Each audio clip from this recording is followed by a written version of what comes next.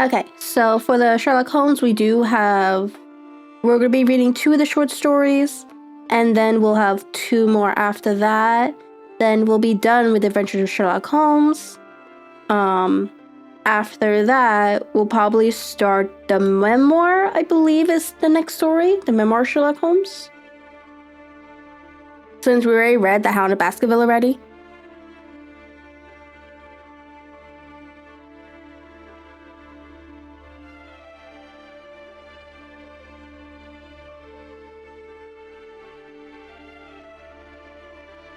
Oh, that tea is hot. Yeah.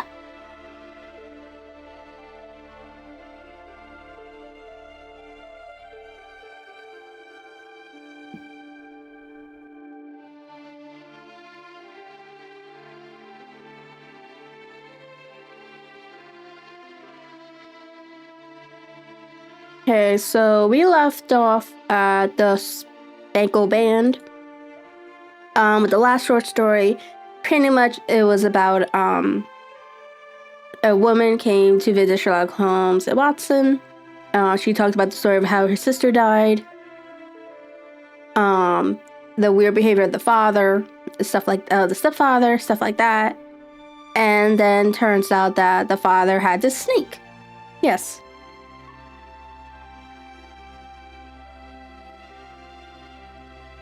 Yeah, The Hound of the Baskervilles is actually a pretty good book. I definitely prefer that one over the Secret in Scarlet. The Study in Scarlet. The Study in Scarlet, I got very confused like halfway towards the book when they started doing this flashback without letting people know it was a flashback. And where like the Hound of Baskerville, it literally was a mystery book from start to finish, and where like all that tension, like who did what, they think it's this person, and then finally to the point where more and more people were dying, shit like that, and then you finally got the corporate at the end. I felt like it was more, I don't know if fluid is the right word, but it felt like I could follow along compared to the other novel.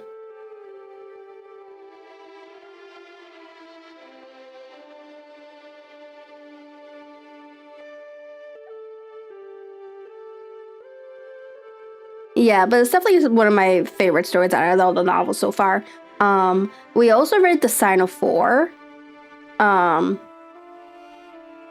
one I felt that was also a little better than I think anything is better than the Study of Scarlet, to be honest, just because Study of Scarlet made me 100% confused. And I felt lost throughout the entire thing. But I think the next novel after this is, I think The Valley of Fear is the next full novel, I think. And then His Last Bow, I believe. I think everything else are like short stories.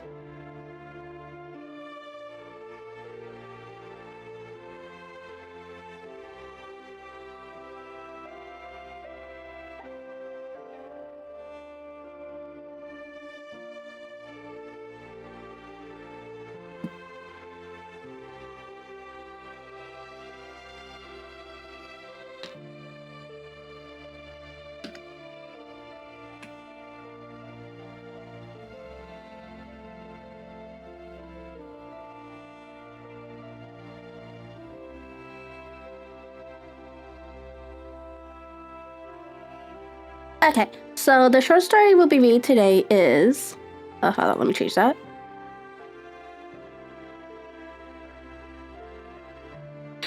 Yeah. Did you stop at where, like... what was it? It's been a while since I read the Scarlet one. I believe the part where I got confused is where, like, they were about to apprehend someone, and then next thing you know, there's these characters in a desert. And I think that was like, what, a chapter or 2? Only to find out the characters that we were reading about, only to find out it was actually a flashback, and then in the present day, they caught the person with Sherlock Holmes. And that was like 2 chapters after. So like, oh, so this shit was a flashback? I didn't know that. A lot of people in my chat were saying that. I know a lot of people were saying that they thought I was reading a completely different story. And I said, no, we're still reading Sherlock Holmes.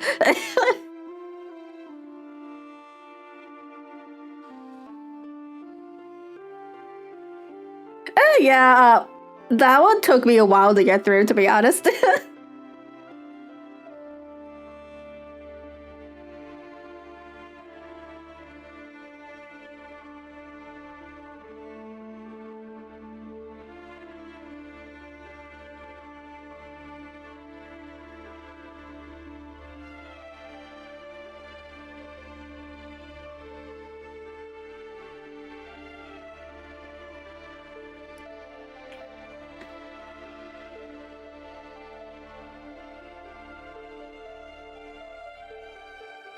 Okay, so this story is called The Adventure of the Engineer's Thumb.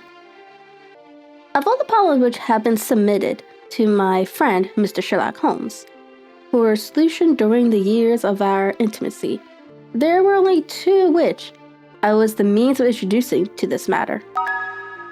That of Mr. Arthur Lee Thumbs and that of Colonel Watburton's madness. Of these, the latter may have afforded a finer field for a acute and original observer, but the other was so strange in its inception and so dramatic in its details that it may be the more worthy of being placed upon record.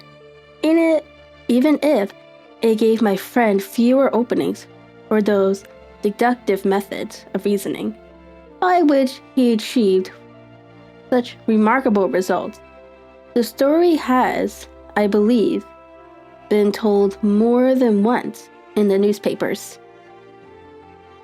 But, like all such narratives, its effect is much less striking when set forth en bloc in a single half column of print. Then when the facts slowly evolve before your own eyes and the mystery clears gradually away as each new discovery furnishes a step which leads on to the complete truth. At the time, the circumstances made a deep impression upon me, and the lapse of 2 years has hardly served to weaken the effect. It was in the summer of '89, not long after my marriage, that the events occurred, which I am now able to summarize. I had returned to civil practice and had finally abandoned Holmes in his Baker Street rooms, although I continually visited him and occasionally even persuaded him to forego his bohemian habits so far as to come and visit us. My practice had steadily increased, and as I happened to live at no very great distance from Paddington Station, I got a few patients from among the officials. One of these, whom I had cured of a painful and lingering disease, was never weary of advertising my virtues and of devouring to send me on every sufferer over whom he might have any influence. Oh, Jesus Christ.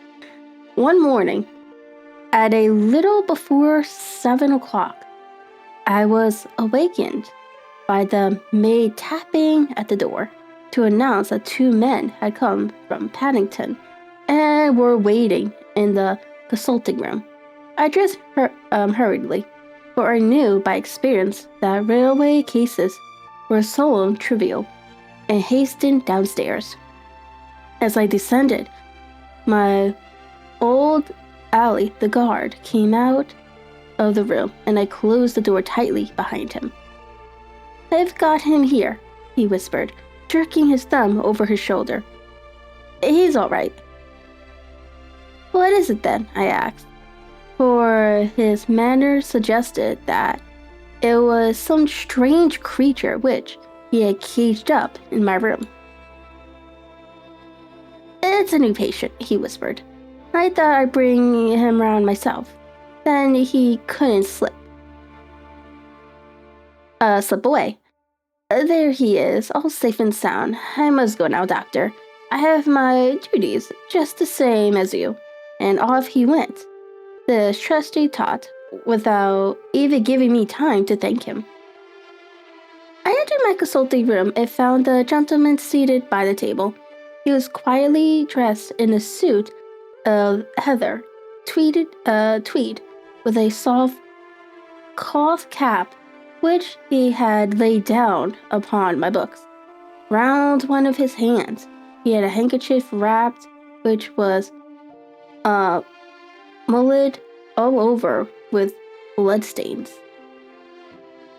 He was young, more than 25. I should say with a strong, masculine face, but he was exceedingly pale and gave me the impression of a man who was suffering from some strong agitation, which it took all the strength of mind to control. I am sorry to knock you up so early, Doctor, said he, but I have had a very serious accident during the night. I came in by train this morning, and on acquiring a patent as to where I might find a doctor, a worthy fellow very kindly escorted me here. I gave the maid a card, but I see that she has left it upon the side table. I took it up and glanced at it. Mr. Victor Hatherley, hydraulic engineer, 15A, Victoria Street, 3rd floor. That was the name, style, and abode of my morning visitor. I regret that I have kept you waiting, said I, sitting down in my library chair. You are fresh from a night journey, I understand, which is in itself a monotonous occupation. Oh, my night could not be called monotonous, said he, and he laughed. He laughed very heartily, with a high ringing note, leaning back in his chair and shaking his sides. All my medical instincts rose up against that laugh. Stop it, I cried, pull yourself together, and I poured out some water from a carafe. It was useless, however. It was often one of his hysterical outbursts which came upon a strong nature when some great crisis is over and gone. Presently, he came to himself once more, very weary and pale-looking. I have been making a fool of myself, he gasped. Not at all. Drink this. I dashed some brandy into the water, and the color began to come back to his bloodless cheeks. Oh, that's better, said he. And now, doctor, perhaps you would kindly attend to my thumb, or rather to the place where my thumb used to be? He unwound the handkerchief and held out his hand. It gave even my hardiest nerves a shudder to look at it. There were 4 protruding fingers, and a hard red, a spongy surface where the thumb should have been. It had been hacked or torn right out from the root. Ooh! That just reminds me of one of my uncles. He actually doesn't have a thumb. I think it had gotten cut off, I think, when he was working on machinery. That was like many years ago. Like, probably, most likely before I was born, but that's a story he always liked telling.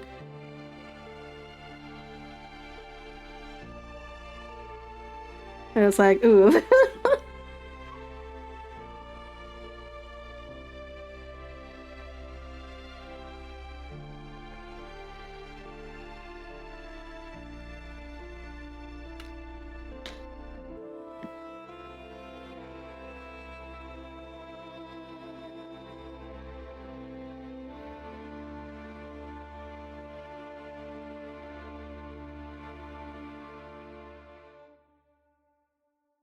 Good heavens, I cried. This is a terrible injury. It must have bled considerably. Yes, it did. I fainted when it was done, and I think that I must have been senseless for a long time. When I came to, I found that it was still bleeding, so I tied one end of my handkerchief very tightly around the wrist and braced it up with a twig. Excellent! You should have been a surgeon. It is a question of hydraulics, you see, and came within my own providence. This has been done, said I, examining the wound, by a very heavy and sharp instrument. A thing like a cleaver, said he.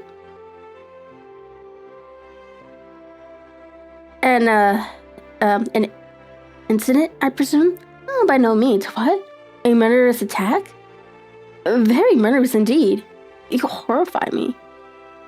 I sponged the wound, cleaned it, dressed it, and finally covered it over with a cotton wadding and carbolish bandages. He lay back without wincing, though he bit his lips from time to time. How was that? I asked when I had finished.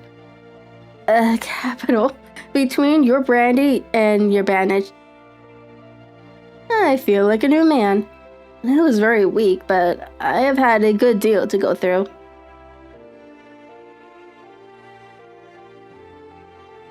Perhaps you had better not speak of the matter. It is evidently trying to your nerves. Oh no, not now. I shall have to tell my tale to the police. But between ourselves, if it were not for the convincing evidence of this wound of mine, I should be surprised if they believe my statement. For it is a very extraordinary one, and I have not much in the way of proof with which to back it up. And even if they believe me, the clues which I can give them are so vague that it is a question rather justice will be done. Ah, cried I.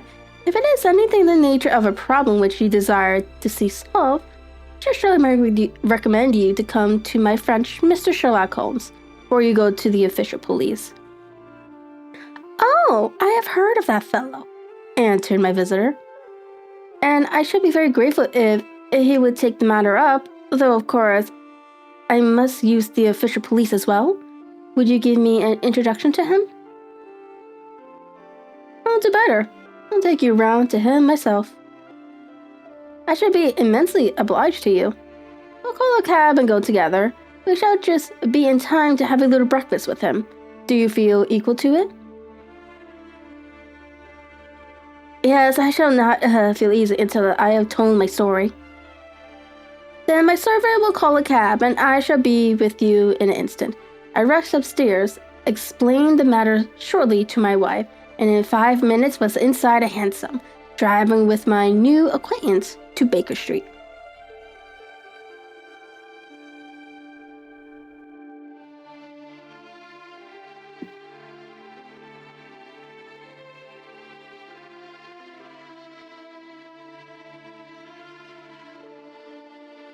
Sherlock Holmes was, I expected, lounging about his sitting room in his dressing gown, reading that agony column of the Times, and smoking his before breakfast pipe, which was composed of all the plugs and dowdles left from his smokes of the day before, all carefully dried and collected on the corner of the mantelpiece.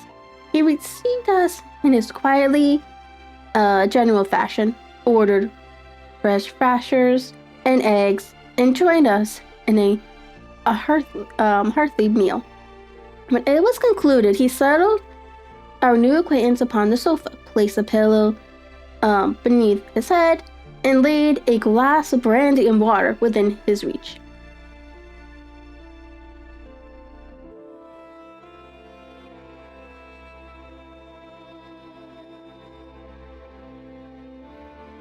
It is easy to see that your experience has been no common one, Mr. Arthur Lee, said he. Pray lie down there and make yourself absolutely at home. Tell us what you can, but stop when you are tired and keep up with your strength with a little stimulant. Thank you, said my patient. But I have felt another man since the doctor bandaged me, and I think that your breakfast has completed the cure. I shall take up as little of your valuable time as possible, so I shall start at once upon my particular experiences. Holmes sat in his big armchair with the weary, heavily lidded expression which veiled his keen and eager nature, while I sat opposite to him, and we listened in silence to the strange story which our visitor detailed to us. You must know, said he, that I am an orphan and a bachelor, residing alone in the lodgings in London. By profession, I am a hydraulic engineer, and I have had considerable experiences of my work during the 7 years that I was apprenticed to Vanner and Matheson, the well-known firm of Greenwich.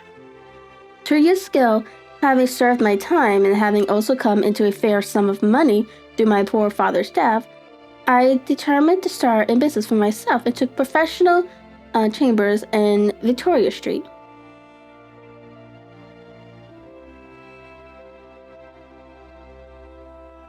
I suppose that everyone finds his first independent start in business a dreary experience. To me, it has been exceptionally so. During 2 years, I have had 3 consultations and 1 small job, and that is absolutely all that my profession has brought me. My gross taking amount to £27, 10, I'm assuming as the shillings, I keep forgetting, every day from 9 in the morning until 4 in the afternoon. I waited in my little den until at last my heart began to sink, and I came to believe that I should never have any practice at all. Yesterday, however, just as I was thinking of leaving the office, my clerk entered to say there was a gentleman waiting who wished to see me upon business. He brought up a card, too, with the name Colonel Lanster Stark engraved upon it. Close at his heels came the colonel himself, a man rather over the middle size but exceeding thinness. I do not think that I have ever seen so thin a man. His whole face sharpened away into nose and chin, and the skin of his cheeks was drawn quite tense over his outstanding bones. Yet his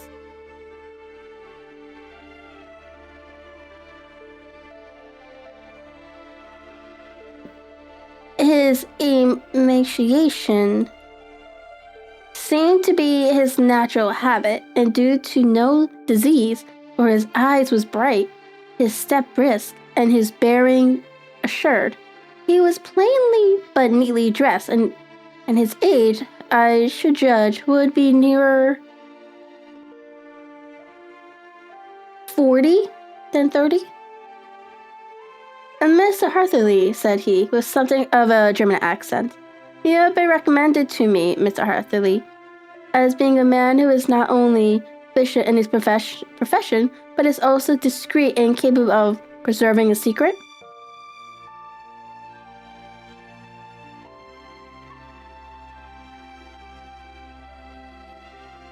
I bowed, feeling as flattered as any young man would at such an address. May I ask who it was who gave me such good a character?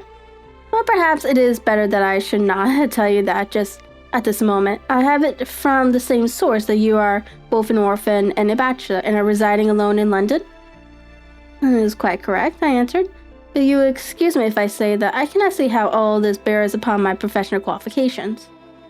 I understand it was on a professional matter that you wish to speak to me? Undoubtedly so, but you will find that all I say is really to the point. I have a professional commission for you, but absolute secrecy is quite essential. Absolute secrecy, you understand, and of course we may expect that more from a man who is alone than from who lives in the bosom of his family. If I promise to keep a secret, said I, you may absolutely depend upon my doing so. He looked very hard at me as I spoke, and it seemed to me that I had never seen so suspicious and questioning on eyes. Do you promise then? Said he aloud. Yes, I promise. Absolute complete silence before, during, and after. No reference to the matter at all, either in word or writing. I've already given you my word. Very good. He suddenly sprung up and darting like lightning across the room. He flung open the door. The passage outside was empty. That's all right, said he, coming back. I know that clerks are sometimes curious as to their master's affairs. Now we can talk in safety.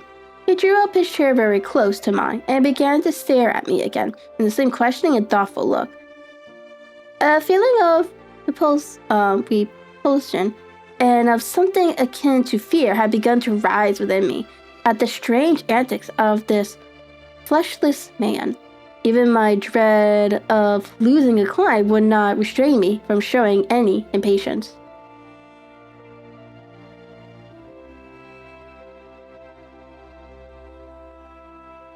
I beg that you will state your business, sir, said I. My time is of value. Heavens forgive me for that last sentence, but the words came out to my lips. How about 50 guineas for a night's work suit you? He asked, most admirably. I say a night's work, but an hour would be nearer the mark. I simply want your opinion about a hydraulic stamping machine which has gone out of gear. If you show us what is wrong, we shall soon set it right ourselves. What do you think of such a commission as that? The work appears to be light in the pay. Magnificent. Precisely so. We shall want you to come tonight by the last train. Where to? The Ilford and Berkshire. It is a little place near the borders of Oxfordshire and within 7 miles of Reading. There is a train for Paddington which would bring you there at about 11:15. Very good. I shall come down in the carriage to meet you. There is a drive then? Yes, our little place is quite out in the country. It is a good 7 miles from Iceford Station. Then we can hardly get there before midnight. I suppose there would be no chance of a train back. I should be compelled to stop the night. Yes, we could easily give you a shakedown.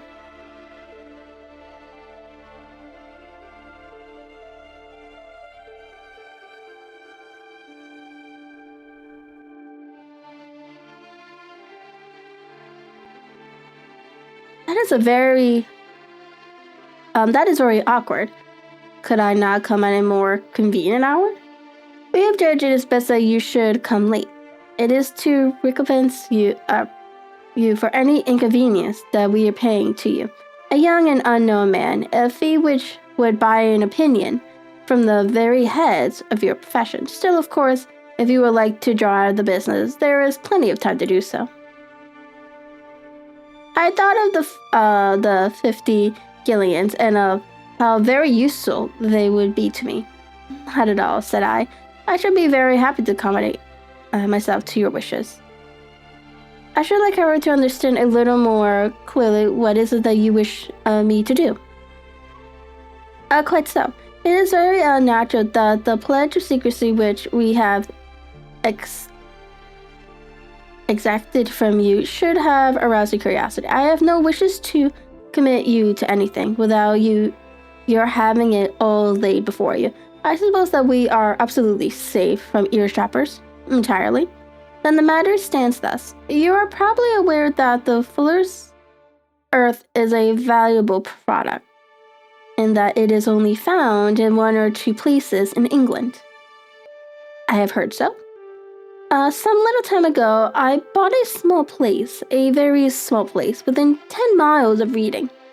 I was fortunate enough to discover that there was a deposit of Fuller's Earth in one of my fields. On examining it, however, I found that this deposit was a comparatively small one, and that it formed a link between 2 very much larger ones upon the right and left. Both of them, however, in the grounds of my neighbors. These good people were absolutely ignorant that their land contained that which was quite as valuable as a gold mine. Naturally, It was to my interest to buy their lands before they discovered its true value, but unfortunately, I had no capital by which I could do this. I took a few of my friends into secret, however, and they suggested that we should quietly and secretly work our own little deposit, and that in this way, we could earn the money which would enable us to buy the neighboring fields. This we have now been doing for some time, and in order to help us in our operations, we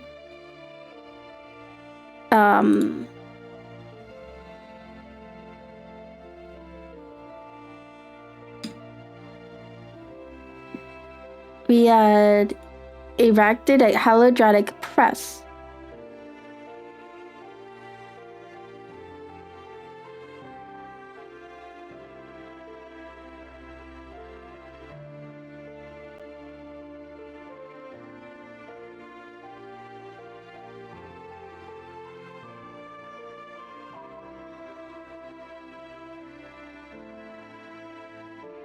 Okay, sorry about his line already. I was about to ban that one.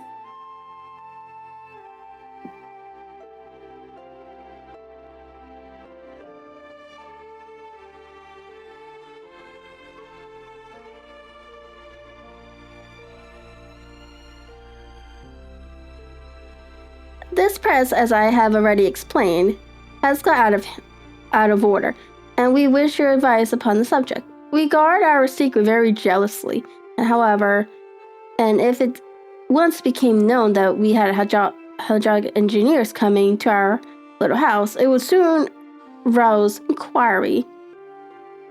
And then if the facts came out, it would be a goodbye to any chances of getting these fields and carrying out our plans.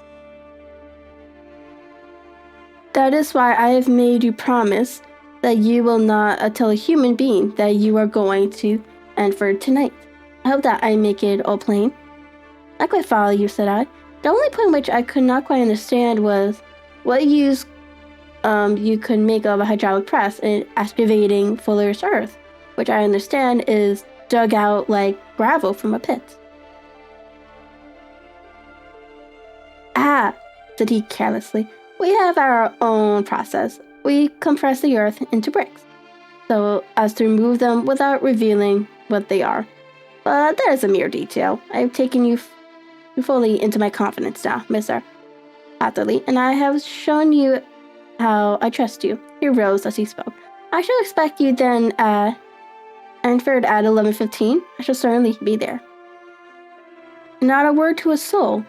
He looked at me with a last long questioning gaze, and then, pressing my hand in a cold, dank grasp, he hurried from the room.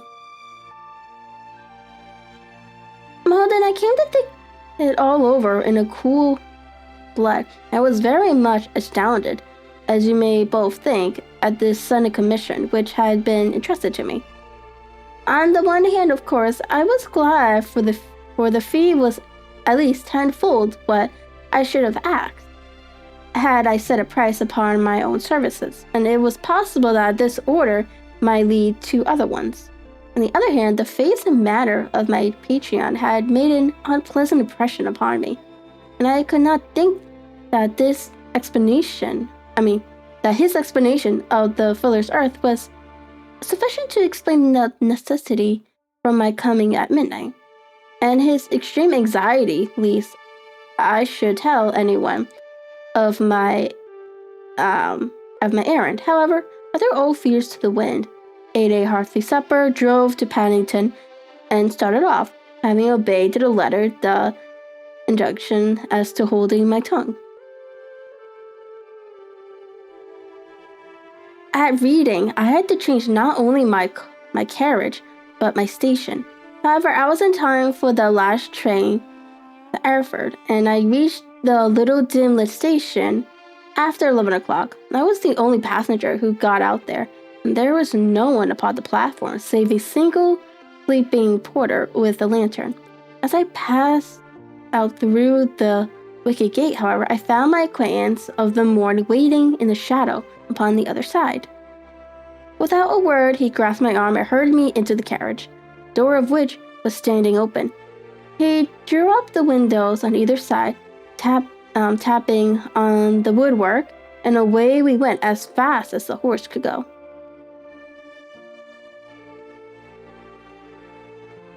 One horse? Interjected Holmes. Yes, only one. Did you observe the color? Yes, I saw it by the side lights when I was stepping into the carriage. It was a chestnut.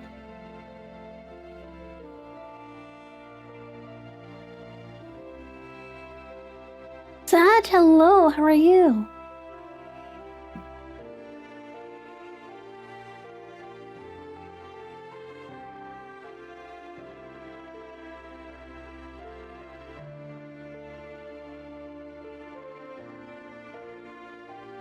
It's interesting, I'll tell you that much. I'm a little worried how he got his finger cut off, though.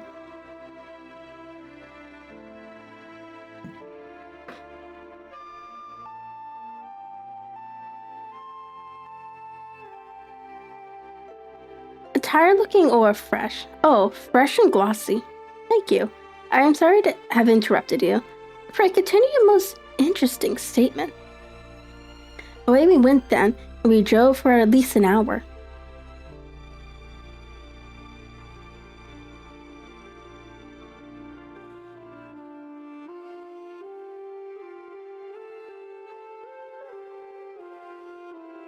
I'm doing well. Oh, you should be in bed. It's like 7 in the morning for me.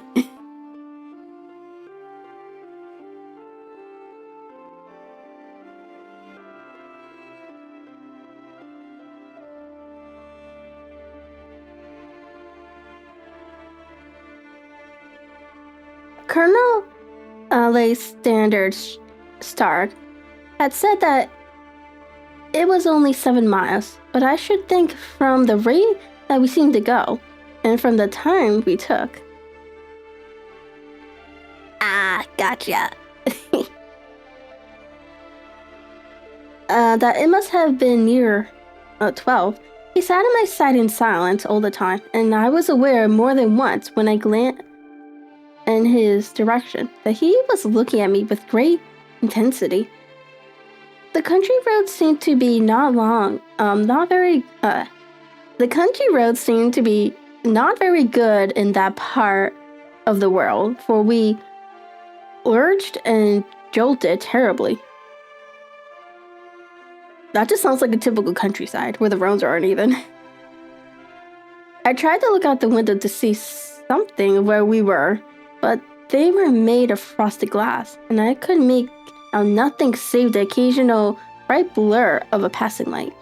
Now and then, I hazarded some remark to break the monotony of the journey, but the colonel answered only in monosyllabus, and that the conversation soon flagged.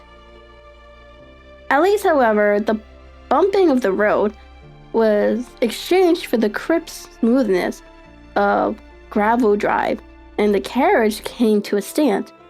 Colonel Standard Stark sprung out, and as I followed after him, pulled me swiftly into a porch, which gapped in front of us. We stepped, as it were, right out of the carriage and into the hall, so that I failed to cast the most fleeting glance of the front of the house. The instant that I had crossed the threshold, the door slammed heavily behind us, and I heard faintly the rattling of the wheels as the carriage drove away. It was pitch dark inside the house, and the colonel fumbled about looking for matches and muttering under his breath. Suddenly, a door opened at the other end of the passage, and a long golden bar of light shot out in our direction. It grew broader, and a woman appeared with a lamp in her hand, which she held above her head, pushing her face towards and peering at us. I could see that she was pretty, and from the gloss with which the light shone upon her dark dress, I knew that it was a rich material.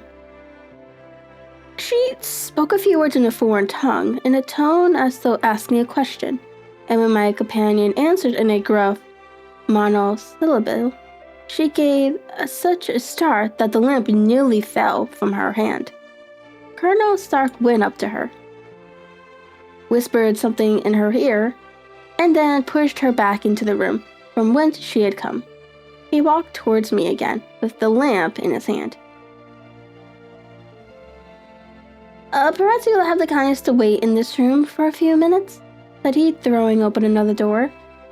It was a quiet little plainly furnished room, with a round table in the center, on which several German books were scattered. Colonel Stark laid down the lamp on the top of a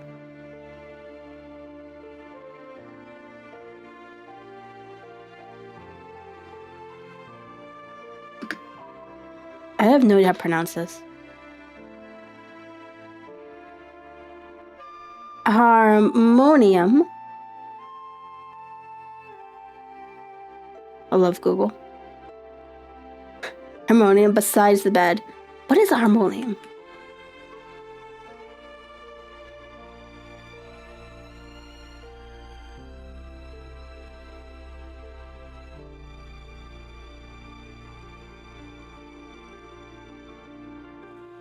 It looks like some kind of piano.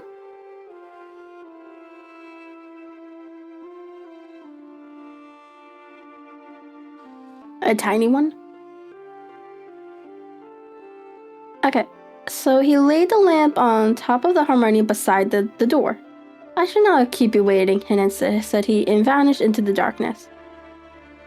I glanced at the books upon the table, and in spite of my ignorance of German, I could see that two of them were a treat.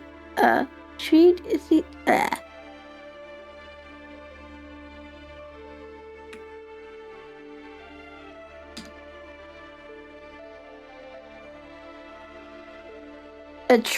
of science. A treatise on science, and the others being volumes of poetry. Then I walked across to the window, hoping that I could catch some glimpse of the countryside, but an oak shutter, heavily barred, was folded across it. It was a wonderfully silent house. There was an old clock ticking loudly somewhere in the passage, but otherwise everything was deadly still. A vague feeling of uneasiness began to steal over me. Who were these German people? And what were they doing living in this strange, out-of-the-way place?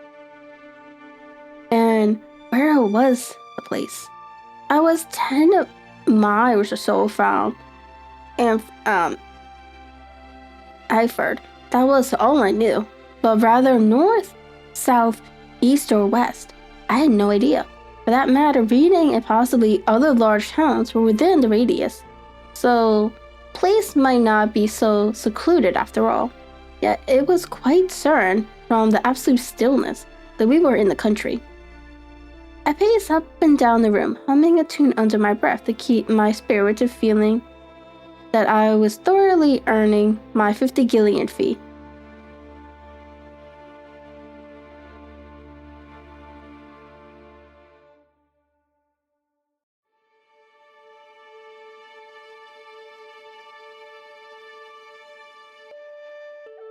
Suddenly, without any preliminary sound, in the midst of the utter stillness, the door of my room swung slowly open. A woman was standing in the aperture, and then the darkness of the hall behind her, the yellow light from my lamp beating upon her eager and beautiful face. I could see at a glance that she was sick with fear, and the sight sent a chill to my own heart. She held up one shaky finger to warn me to be silent, and she shot a few words of broken English at me, her eyes glancing back like those of a frightened horse, into the gloom behind her. I would go, said she, trying hard, as it seemed to me, to speak calmly. I would go. I should not stay here. There is no good for you to do. But madam, said I have not yet done what I have come for. I can't possibly leave until I have seen the machine.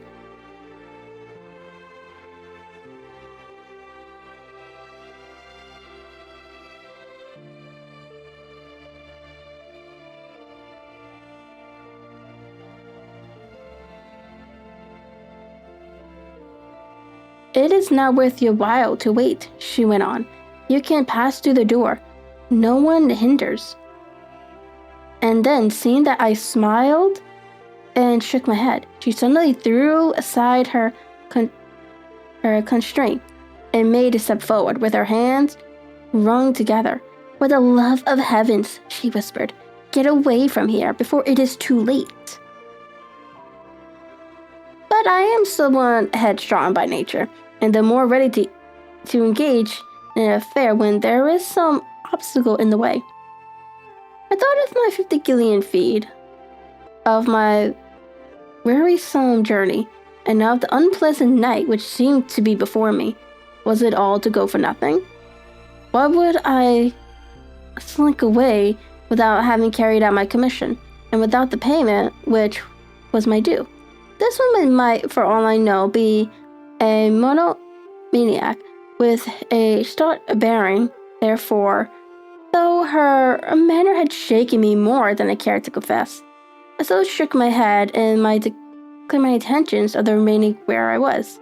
She was about to renew her... Ooh, okay.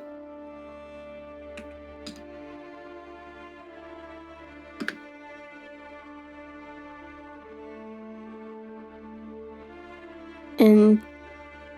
yes, okay. She was about to renew her entreaties when the door slammed overhead, and the sound of several footsteps was heard upon the stairs. She listened for an instant, threw up her hands with this aspiring gesture, and vanished as suddenly and as noiselessly as she had come. The newcomers were Colonel and Sturge Stark, and a short, thick man with a chinchilla beard growing out of the creases of his double chin, who was introduced to me as Mr. Ferguson. "This is my secretary manager," said the colonel. "By the way, I was under the impression that I left this door shut just now. Figure that you have felt the drought."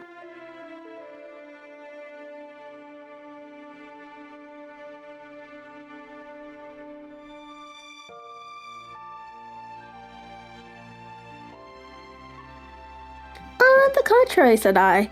"I opened the door myself because I felt the room to be a little, close." We shot one suspicious looks at me. "Perhaps we had better proceed to business then," said he.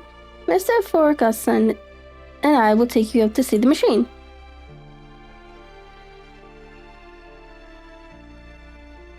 "I had better put my hat on, I suppose."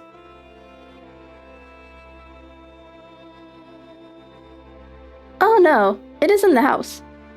"What? Your dig full of herbs is in the house?" No, this is where we compress it." "Never mind that. All we wish you to do is to examine the machine and to let us know what is wrong with it." We went upstairs together, the colonel first with the lamp, the fat manager and I behind him. It was a labyrinth of the old house, with corridors, passages, narrow, winding staircases. The little low door, the threshold of which were hollowed out by the generations who had crossed them. There were no carpets and no signs of any furniture above. "Well, of course, Satch. Glad you're enjoying it." The ground floor, while the plaster was peeling off the walls and the damp was breaking through in green. Unhealthily blotches. I hurried to put on as unconcerned an air as possible, but I had not forgotten the warnings of the lady, even though I disregarded them, and kept a keen eye upon my two companions. Ferguson appeared to be a morose and silent man, but I could see from the little that he said that he was at least a fellow countryman. Colonel Lysander Stark stopped at last before a low door, which he unlocked. Within was a small square room in which the three of us could hardly get at one time. Ferguson remained outside, and the colonel ushered me in. "We are now," said he, "actually within the hydraulic press, and it would be a particularly unpleasant thing for us if anyone weren't to turn it on. The ceiling of this small chamber is really the end of the descending piston, and it came down with the force of many tongues upon this metal floor. There are small lantern columns of water outside which receive the force, and which transmit and multiply it in the manner which is familiar to you. The machine goes readily enough, but there is some stiffness in the working of it, and it has lost a little of its force. Perhaps you will have the goodness to look it over and show us how we can set it right."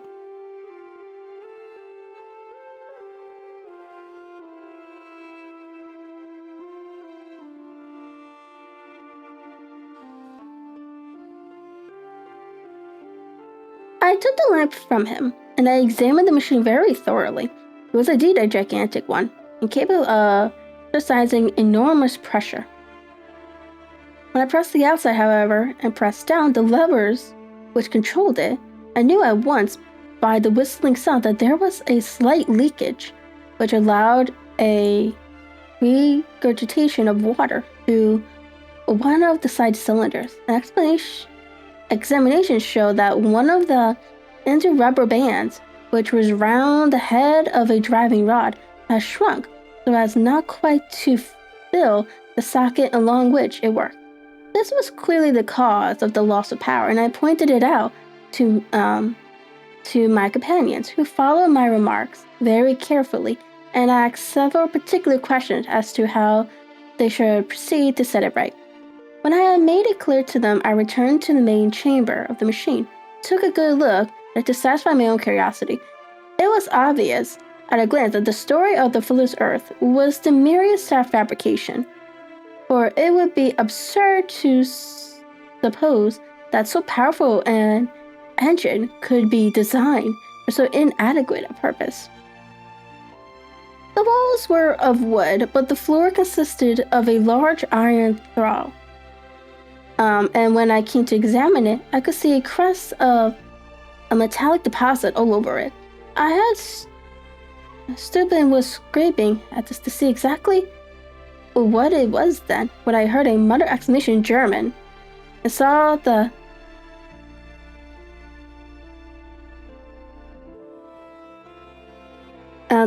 cavernous face of the colonel looking down at me. "What are you doing there?" he asked. I felt angry at having been tricked by so elaborate a story, at that which he had told me. "I was admiring your Fuller's Earth," said I. "I think that I should be better able to advise you as to your machine, if I knew what the exact purpose was for which it was used."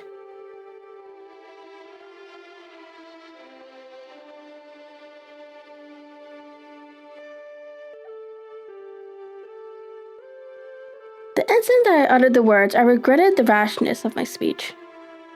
His face set hard, and a baleful light sprung up in his gray eyes. "Very well," said he. "You shall know all about the machine." He took a step backwards, slammed the little door, and turned the key in the lock. I rushed towards it and pulled at the handle, but it was quite secure and did not give in the least. To my kicks and shoves, "Hello," I yelled. "Hello, Colonel, let me out."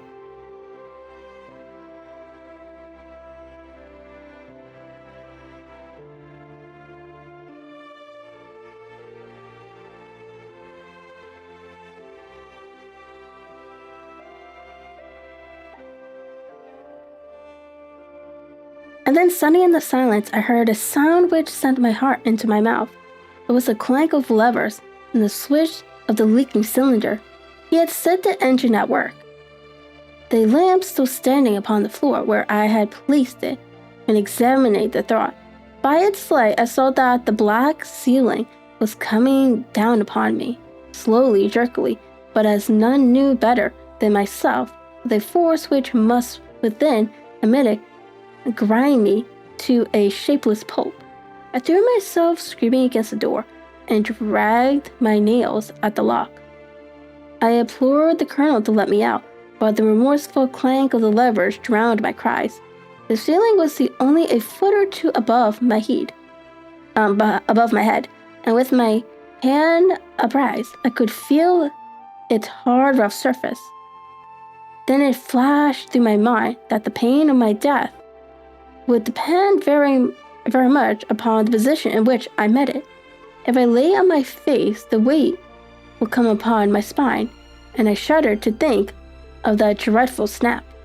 Easier the other way, perhaps, and yet had I the nerve to lie and look up at the deadly black shadow weaving down upon me. Already, I was unable to stand erect when my eyes caught something which brought a gush of hope back to my heart. I have said that though the floor and ceiling were of iron, the walls were of wood. As I gave a last hurried glance around, I saw a thin line of yellow light between two of the boards, which broadened as a small panel and pushed backwards. For an instant, I could hardly believe that here was indeed a door which led away from death. The next instant, I threw myself through it and lay half fainted upon the other side. The panel had closed again behind me, but the crash of the lamp and a few moments afterwards, the clang of the two slabs of metal told me how narrow it had been my escape. I was recalled to myself by a frantic plucking at my wrist, and I found myself laying upon the stone floor of a narrow corridor, while a woman bent over me and tugged at me with her left hand, while she held a candle in her right.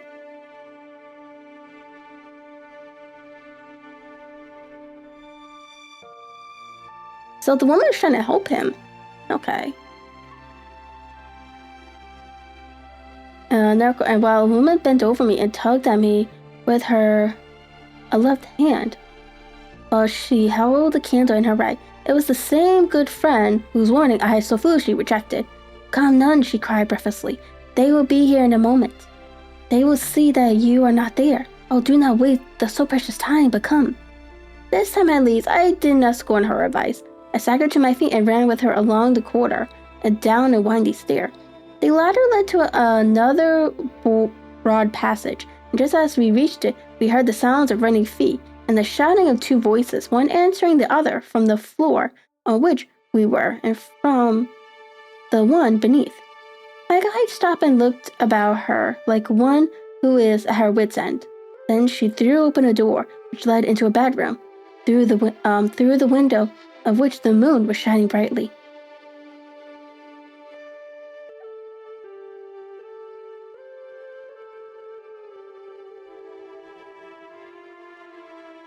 "It is your only chance," said she. "It is high, but it may be that you can jump it." As she spoke, a light sprung into view at the further end of the passage, and I saw the lean figure of Colonel Astadius Stark rushing forward, the lantern in one hand and a weapon like a butcher's cleaver in the other. I rushed across the bedroom, flung open the window, and looked out. How quiet and sweet the gardens looked in the moonlight, and it could not be more than 30 feet down. I clambered out until the sill, but I hesitated to jump until I should have heard what passed between my savior and the ruffian who pursued me. If she were ill-used, that at any risk, I was determined to go back to her assistance. The thought had hardly flashed through my mind before he was at the door, pushing his way past her, but she threw her arms round him and tried to hold him back.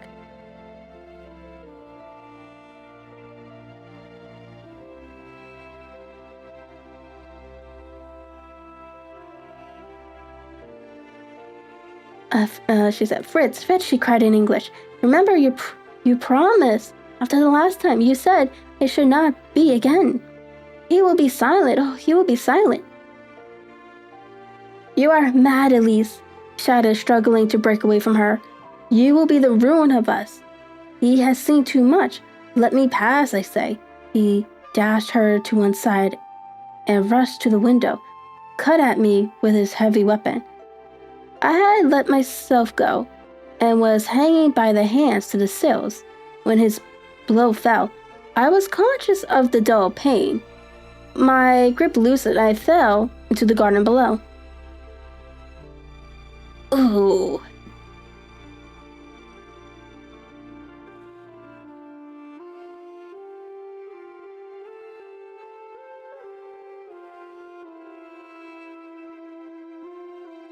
I was shaken but not hurt by the fall, so I picked myself up and rushed off among the bushes, as hard as I could run, for I understood that I was far from being out of danger yet. Suddenly, however, as I ran, a deadly dizziness of sickness came over me.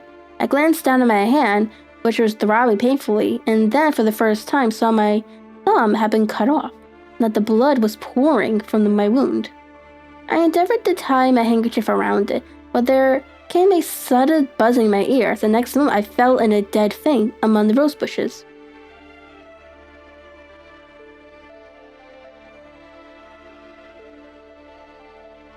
How long I remained unconscious, I cannot tell.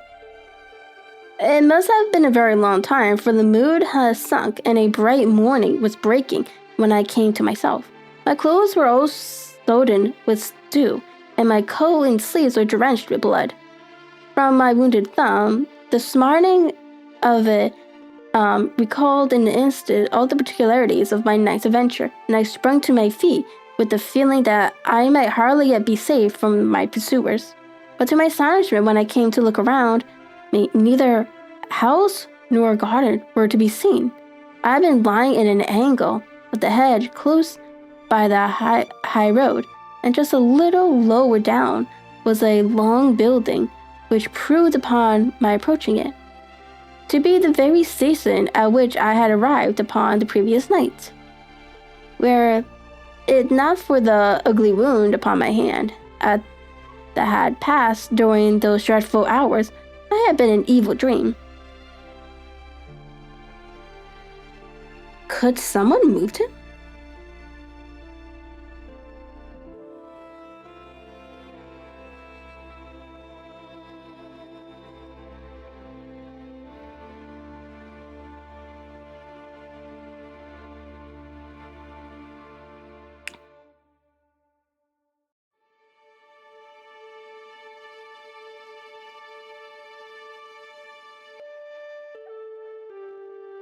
A half dazed, I went into the station and asked about the morning train.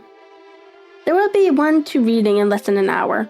Some porter was on duty. I found he had been there when I arrived. I inquired of him whether he had ever heard of Colonel Lysander Stark. The name was strange to him.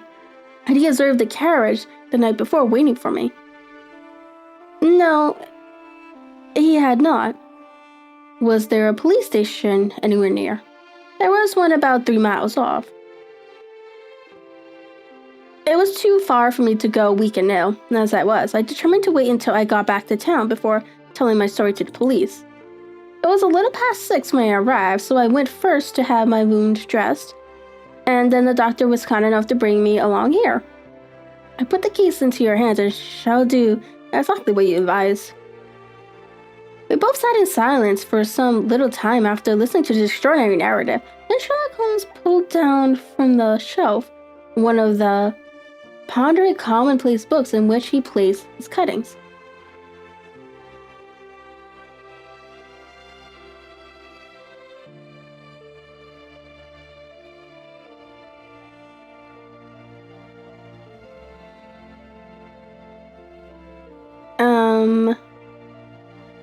Oh, I hate that I had to keep scrolling up. I lost where I was. We both sat in silence for some time after listening to his extraordinary narrative. Then Sherlock Holmes pulled down from the shelf of one of the ponderous commonplace books in which he placed his cuttings. "Here's an advertisement which will interest you," said he. "It appeared in all the papers about a year ago. Listen to this. Lost on the 9th in Mr. Hailing, aged 26, hydraulic engineer, left his lodgings at 10 o'clock at night and has been not been heard of since. was dressed in, etc., etc. Ha! That represents the last time that the colonel needed to have his machine overhauled, I fancy. Good heavens, cried my patient. Then that explains what the girl said. Undoubtedly, it is quite clear that the colonel was a cool and desperate man who was absolutely determined that nothing should stand in the way of his little game, like those out-and-out pirates who will leave no survivor from a captured ship. Well, every moment now is precious, so if you feel equal to it, we shall go down to Scotland Yard at once, as a preliminary to starting for Ansford.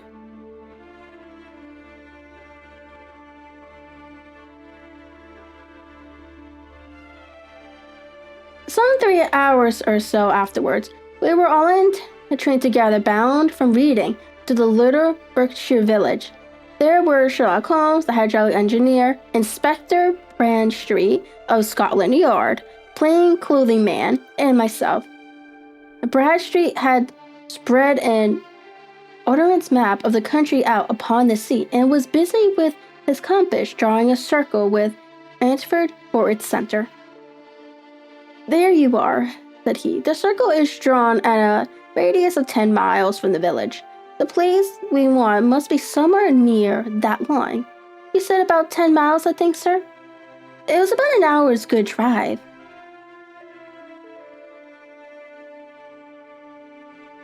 And you think that they brought you back all the way when you were unconscious?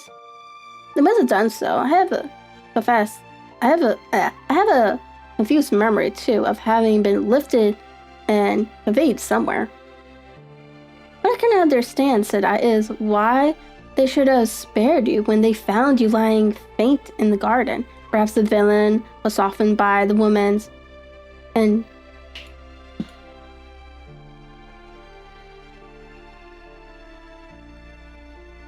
by the woman's entreaties. I hardly think that's likely. I never saw a more exorable face in my life. Oh, we shall soon clear up all that, said Bradstreet. Well, I have drawn my circles, and I only wish I knew at what point upon it the folk that we are in search of are to be found. I think I should lay my finger on it, said Holmes quietly. Really now, cried the inspector. You have formed your opinion? Come now, we shall see who agrees with you. I say it is south, for the country is more deserted there.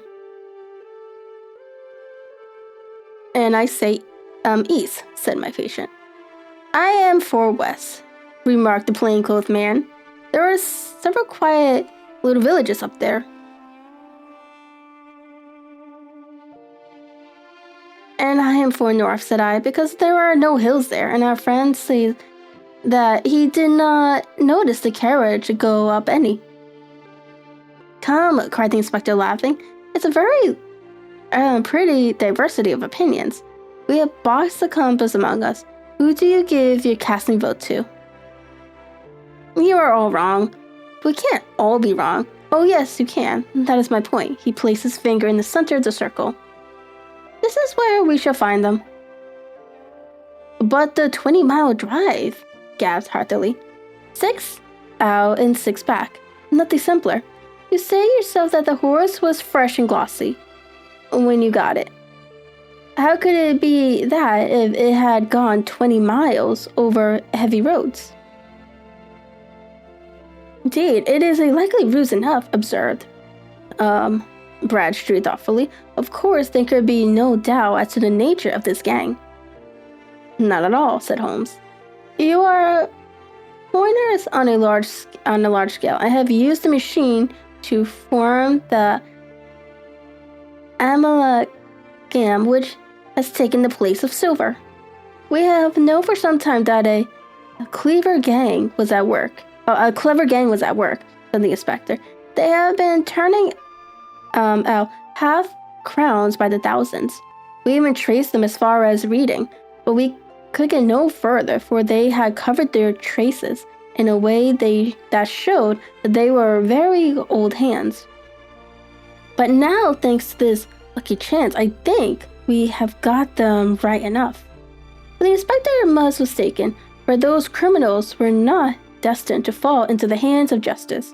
As we rolled into Antwerp station, we saw a gigantic column of smoke which streamed up from behind a small clump of trees in the neighborhood. It hung like an immense ostrich feather over the landscape. A house on fire? Asked Branch Street as the train steamed off again on its way.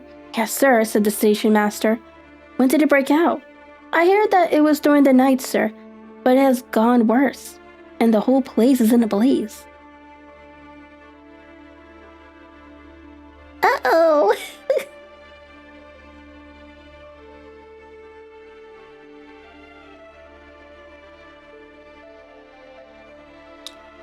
Maybe it's because of your earlier nap.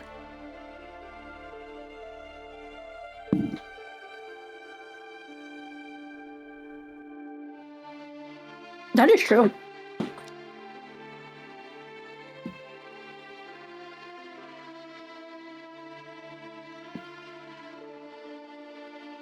Whose house is it? Dr. Fetcher's. Tell me, broke in the engineer. Is Dr. Fetcher's a German, very thin, with long, sharp nose? The station master laughed heartily.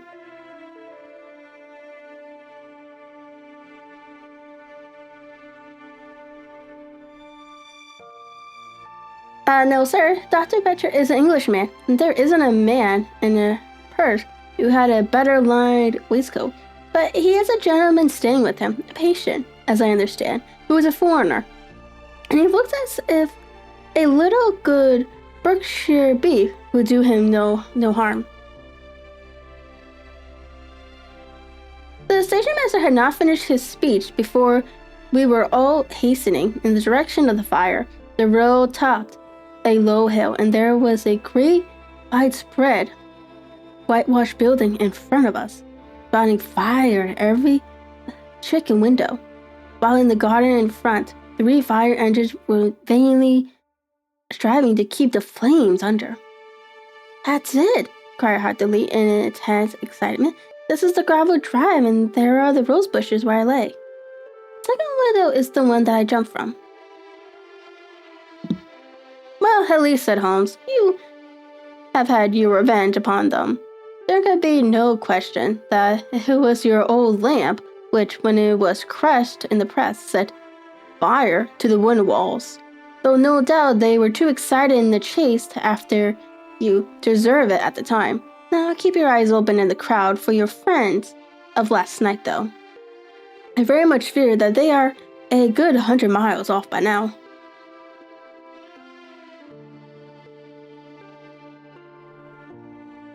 And Holmes' fears came to realize, for from that day to this, no word has ever been heard either of the beautiful woman and the sinister German, or the morose Englishman. Early that morning, a peasant had met a car containing several people and some very bulky boxes driving rapidly in the direction of Reading, but their all traces of the fugitive disappeared, and even Holmes in reality failed ever to discover the least clue as to their whereabouts. The firemen had been much perturbed at the strange arrangements which they had found within, and still more so by discovering a newly severed human thumb upon a windowsill of the second floor. About sunset, however, their efforts were at last successful, and they subdued the flames, but not before the roof had fallen in, and the whole place been reduced to much absolute ruin, that save some twisted chandelier and iron piping, not a trace remained of the machinery which had cost our unfortunate acquaintance so dearly. Large masses of nickel and of tin were discovered stored in an outhouse, but no coins were to be found, which may have explained the presence of those bulky boxes, which have been already referred to. How our hydraulic engineer had been conveyed from the garden to the spot where he recovered his senses might have remained forever a mystery, were it not for the soft mold which told us a very plain tale. He had evidently been carried down by two people, one of whom had remarkably small feet and the other unusually large ones.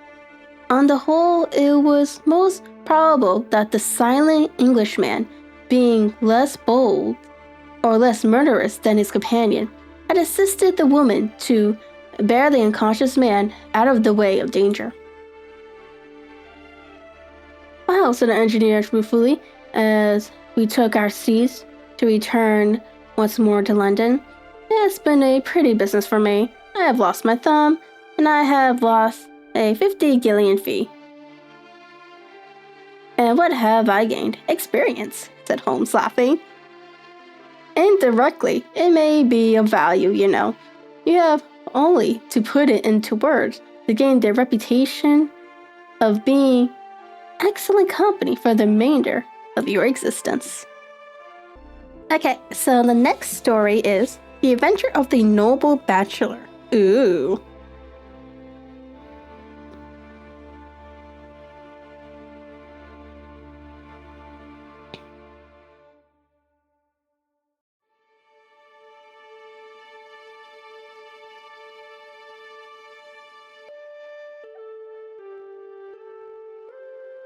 The Lord St. Simon's marriage and its curious termination have long ceased to be a subject of interest in those exalted circles in which the unfortunate bridegroom moves.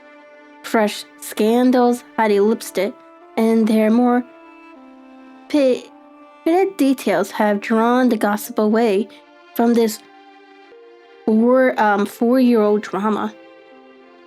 As I have reason to believe, however, that the full facts have never been revealed to the general public, and as my friend Sherlock Holmes had a considerable share in clearing the matter up, I feel that no memoir of him will be complete without some little sketch of this remarkable episode. It was a few weeks before my own marriage, during the days when I was still sharing rooms with Holmes in Baker Street, that he came home from an afternoon stroll to find a letter on the table waiting for him.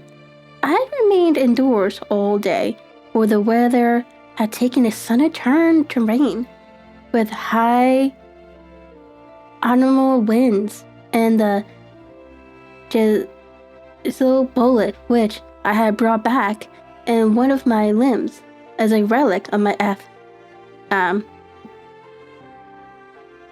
think this is Afghanistan, I think. Is that how you pronounce it?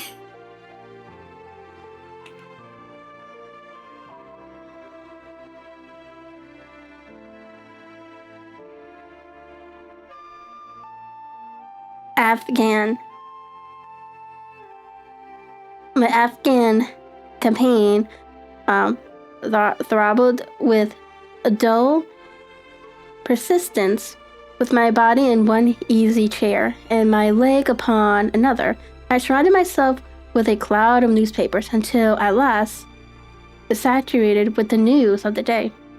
I tossed them all aside and lay listless, watching the huge crest and monogram upon the envelope upon the table, and wondering lazily who my friend's noble correspondent would be. "Here is a very fashionable epistole," I remarked as he entered. "Your morning letter, if I remember right, were from a fishmonger and a tide waiter. Yes, my correspondence has certainly the charm of variety," he answered, smiling. "And the humbler are usually the more interesting. This looks like one of those unwelcome social summons, which call upon a man either to be bored or to lie." Damn, okay. He broke the seal and glanced over the contents. "Oh, come, it may prove to be something of interest after all." "Not social then?" "No, distinctively professional." And from a noble client? One of the highest in England. My dear fellow, I congratulate you. I assure you, Watson, without affection, that the status of my client is a matter of less movement to me than the interests of this case. It is just possible, however, that they also may not be waiting in this new investigation. You have been reading the papers diligently of late, have you not?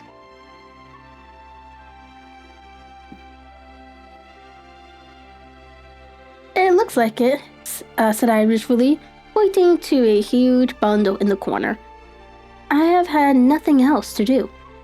It is fortunate for you, will perhaps be able to post me up. I read nothing except the criminal news and the agony column. Okay, they keep mentioning the agony column. What is that?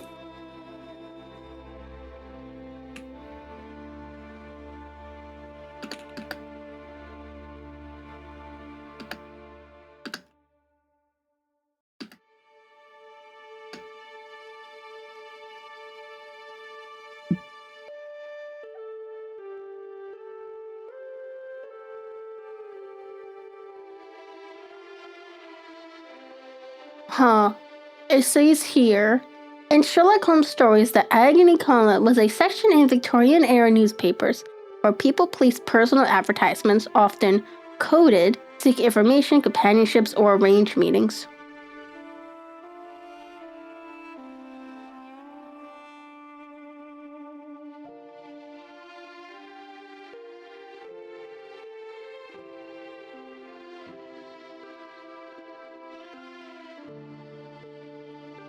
So I guess that's kind of like, those sections where people are posting job requests or something like that. That's what it sounds like.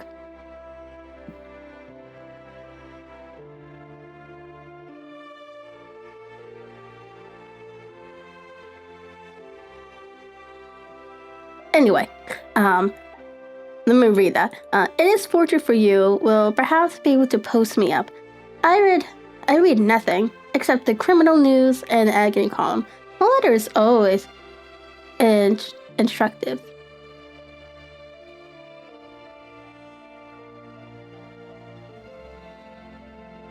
I know, right? I'm looking at it, I'm saying like, what the fuck? Why would they have something called agony in the newspaper?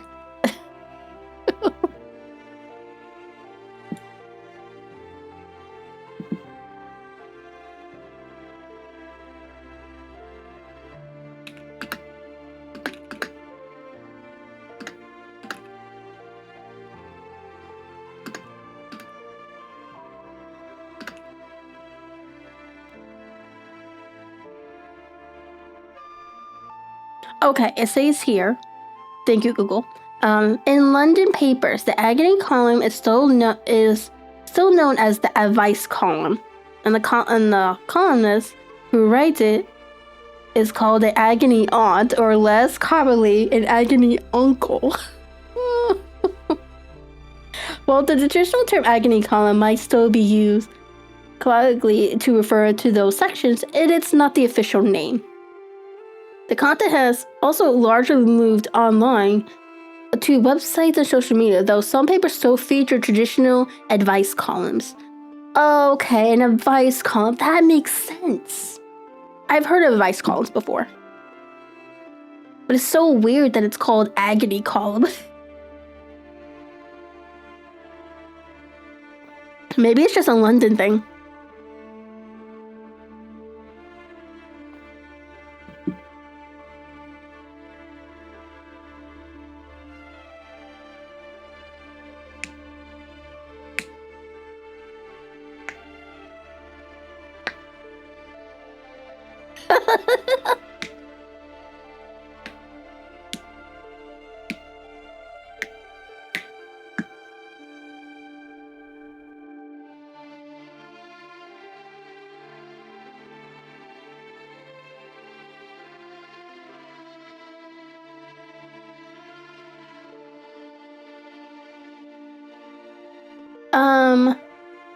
The letter is always instructive. But if you have followed recent events so closely, you might have read about Lord St. Simmons and his wedding.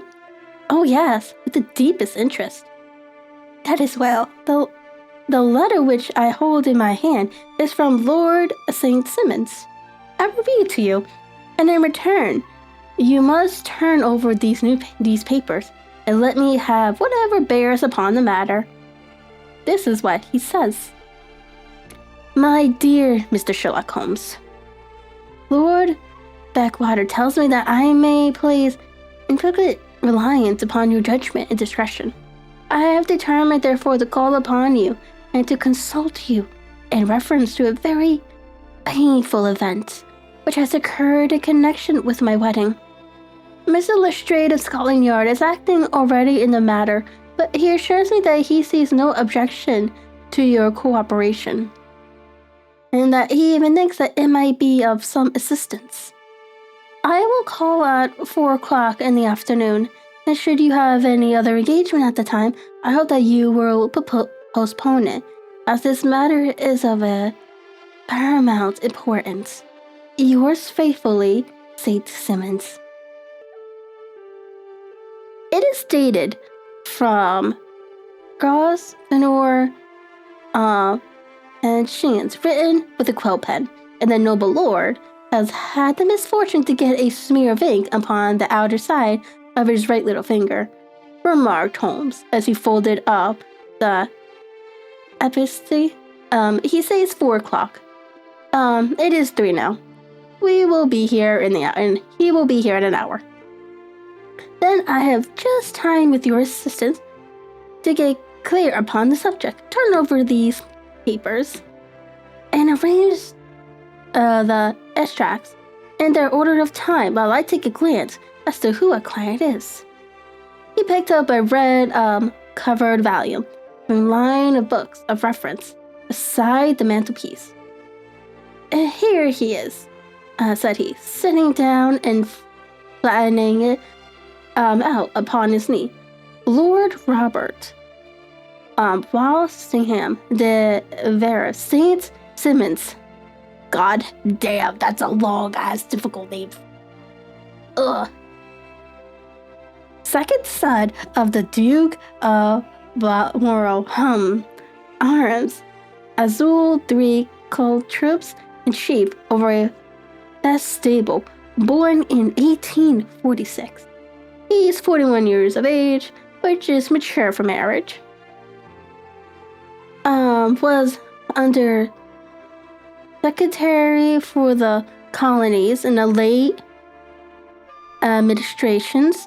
The Duke, his father, was at one time secretary for foreign affairs. The inherent Planic blood by direct descent, and Tudor of the distaff side. Well, there is nothing very instructive in all this. I think that I must turn to you, Watson, for something more solid. I have very little difficulty in finding what I want, said I, for the facts are quite recent, and the matter struck me as remarkable. I feared to refer them to you, however, as I knew that you had an inquiry on hand, and that you disliked the intrusion of other matters. Oh, you made the little problem of the Grosvenor Squire furniture van? That is quite cleared up now, though indeed it was obvious from the start. Pray, give me the results of your newspaper selection. Here is the first notice, which I can find. It is in the personal column of the Morning Post. The dates, as you see, some weeks back. A marriage has been arranged, it says, and will, if rumored is correct, very shortly take place between Lord Robert St. Simmons, second son of the Duke of Balmoral, and Miss Hattie Doran, the only daughter of Lucis Doran, ESQ of San Francisco, Cal, USA. That is all. Terrorist and to the point, remarked Holmes, stretching his long, thin legs towards the fire. There are paragraphs amplifying this, as one of society's papers of the same week. Here it is. There will soon be a call for protection in the marriage market, where the present free trade principle appears to tell heavily against our home product. One by one, the management of noble houses of Great Britain is passing into the hands of our fair cousins from across the Atlantic. An important addition has been made during the last week to the list of the prizes which have been borne away by these charming invaders. Lord St. Simmet, who has shown himself for over 20 years proof against the little god's arrows, has now definitely announced his approaching marriage with Miss Hattie Doran, the fascinating daughter of a California millionaire. Miss Doran, whose graceful figure and striking face attract much attention at the Westbury House festivals, is an only child. And it is currently reported that her dowry will run to considerably over 6 figures, with expenditures for the future.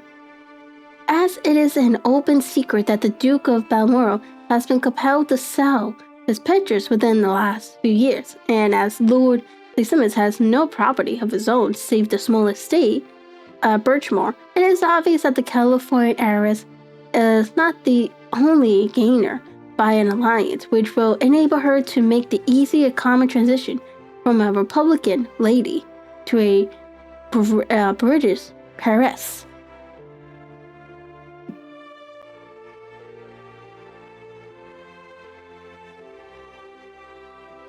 Anything else? Asked Holmes, yawning. Yes, plenty. Then there is another note in the Morning Post to say that the marriage would be an absolute quiet one, that it would be a St. George's hangover square, that only half a dozen intimate friends will be invited, and that the party will return to the furnished house at Lancaster Gate, which has been taken by Miss Aloysius Doran. 2 days later, that is, on Wednesday last, there is a curt announcement that the wedding had taken place, and that the honeymoon will be passed at Lord Backwater's place near Petersville. Those are all the notices from which appear before the disappearance of the bride. Before the what? Asked Holmes with a start. The vanishing of the lady. When did she vanish then? At the wedding breakfast. Gee, this is more interesting than it is promised to be. Quite dramatic, in fact.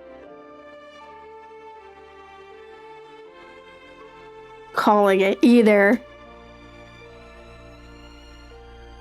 someone kidnapped her, or she got cold feet and decided not to do it, or she was in love with someone else.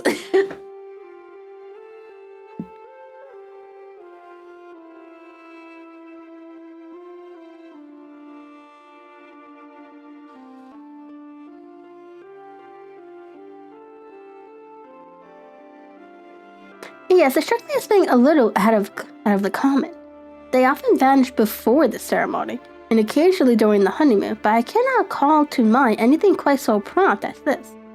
May tell me have the details. I wonder that they are very incomplete. Perhaps we may make them less so.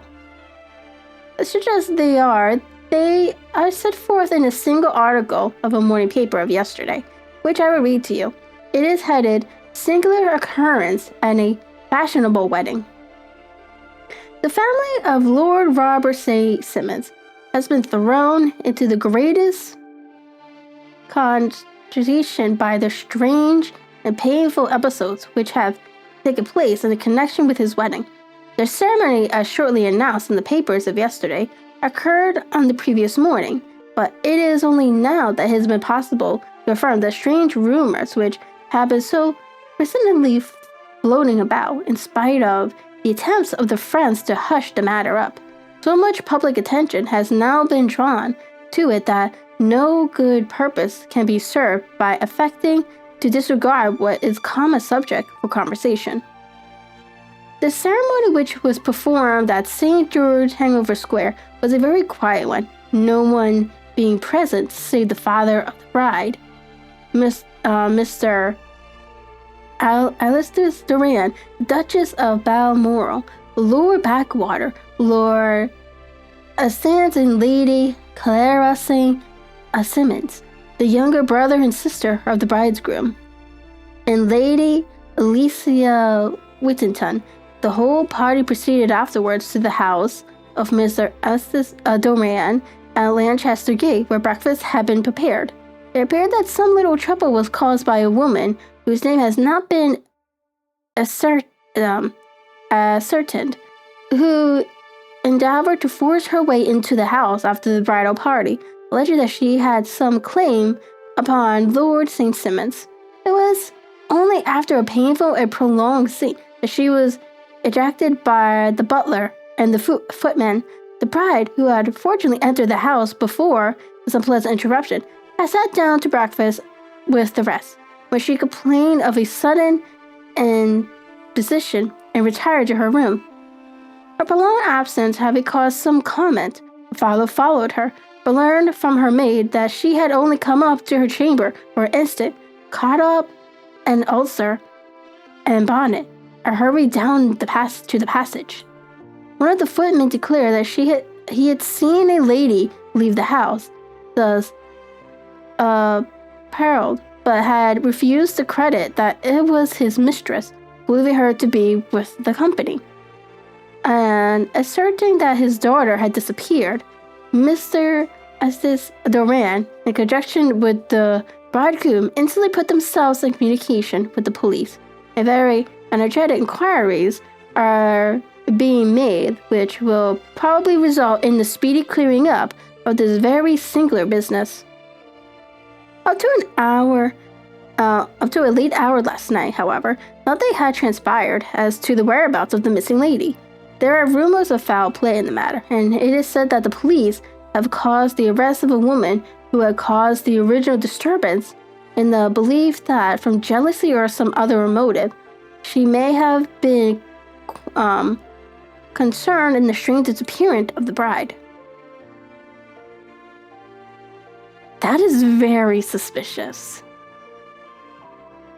If that really was her, why would she just leave? Especially with all her family there.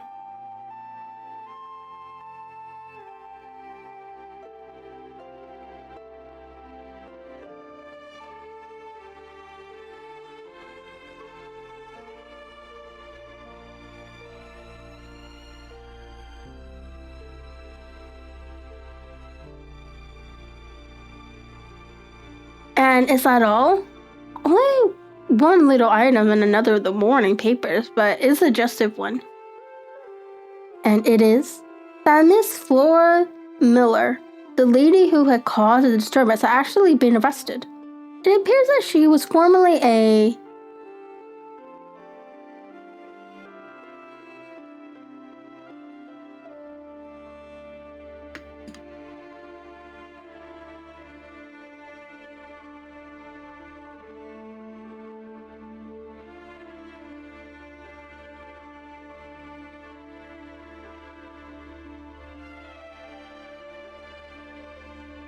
dances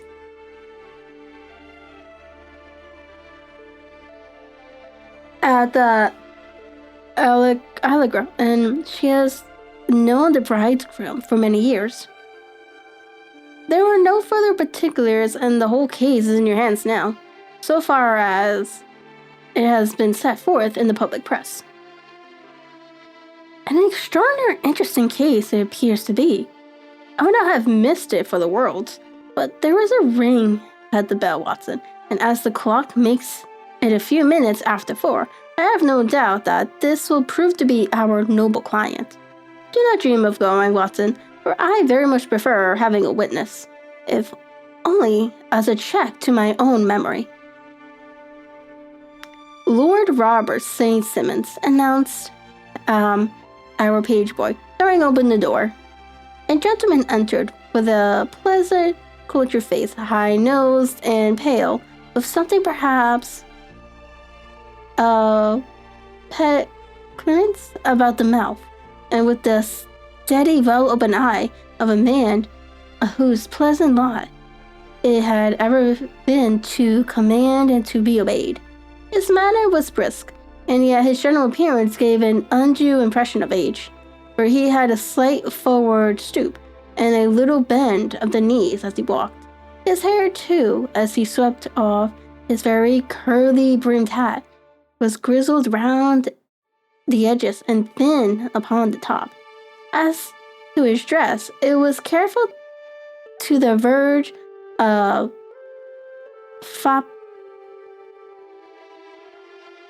fobbishness, with high collar, black frock coat, white waistcoat, yellow glove, patent leather shoes, and light-colored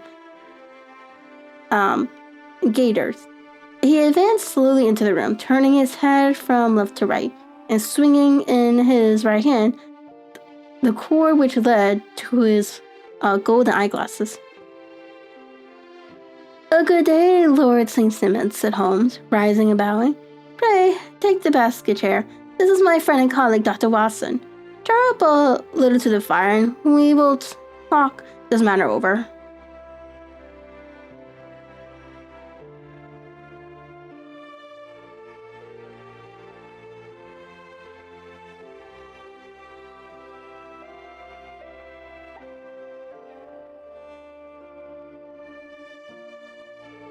"A most painful matter to me, as you can most readily imagine, Mr. Holmes. I've been cut to the quick. I understand that you have already managed several delicate cases of this sort, sir, though I presume that they were hardly from the same class of society." "No, I am descending. I beg pardon. My last client of the sort was a king." "Oh, really? I had no idea. And which king?" "The king of Scandinavia." "What?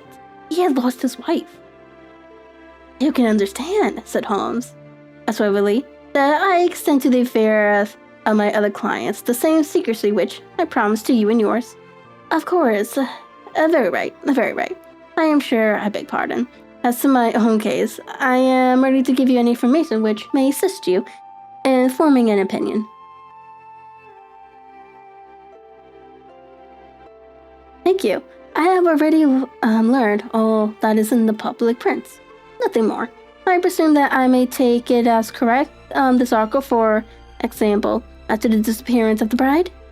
Lord St. Simons glanced over it. "Yes, it is correct, as far as it goes. But it needs a great deal of supplementing before anyone could offer an opinion. I think that I may arrive at my facts most directly by questioning you." "Pray do so." "When did you first meet Miss Hattie Duran?" "In San Francisco a year ago." "You were traveling in the States?" "Yes." "Did you become engaged then?" "No." "But you were on friendly footing?" "I was amused by her society, and she could see that I was amused." "Her father is very rich?" "He is said to be the richest man on the Pacific slope." "And how did he make this money?" "In mining. He had nothing a few years ago. Then he struck gold, invested it, and came up by leaps and bounds. Now, what is your own impression as to the young lady's, your wife's, character?" The nobleman swung his glasses a little faster and stared down into the fire. "You see, Mr. Holmes," said he, "my wife was 20 before her father became a rich man. During the time she ran free in a mining camp and wandered through the woods or mountains, so that her education has come from nature rather than from the schoolmaster. She is what we call in England a tomboy, with a strong nature, wild and free, unfettering by any sort of traditions. She is in pet.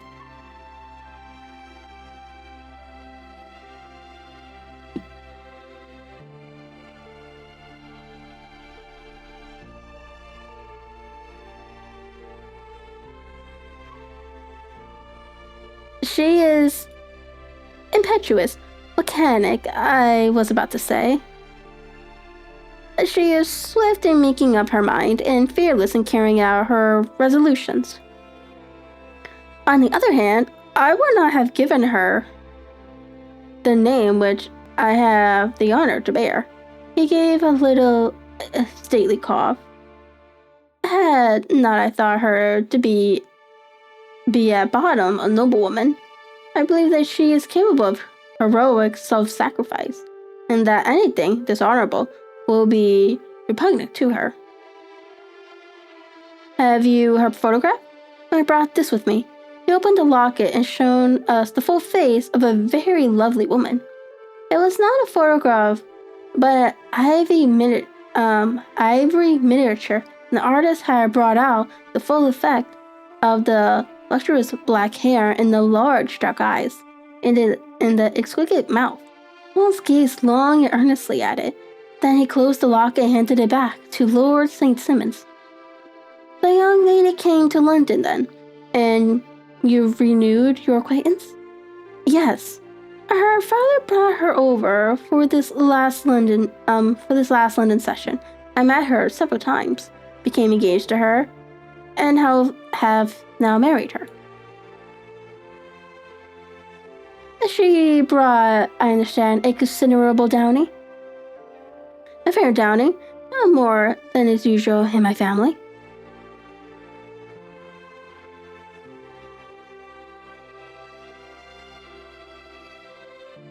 And this, of course, remains to you, since the marriage is a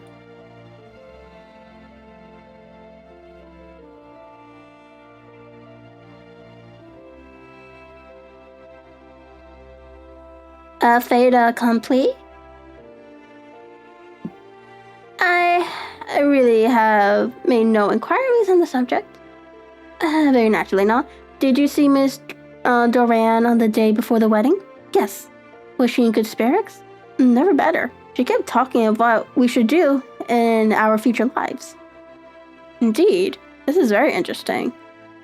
And on the morning of the wedding? She was as bright as possible, at least till after the ceremony. And did you observe any change in her then? Well, to tell the truth, I saw then the first signs that I had ever seen that her temper was just a little sharp. The incident, however, was too trivial to relate and can have no possible bearing upon the case.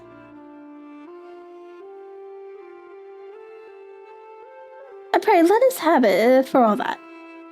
Oh, it is childish. She dropped her bouquet as we went towards the vannery. She was passing the front pew at the time, and it fell over into the pew. There was a moment delay, but the gentleman in the pew handed it up to her again, and it did not appear to be the worse for the fall. Yet when I spoke to her of the matter, she answered me abruptly, and in the carriage on our way home, she seemed absurdly agitated over this trifling cause.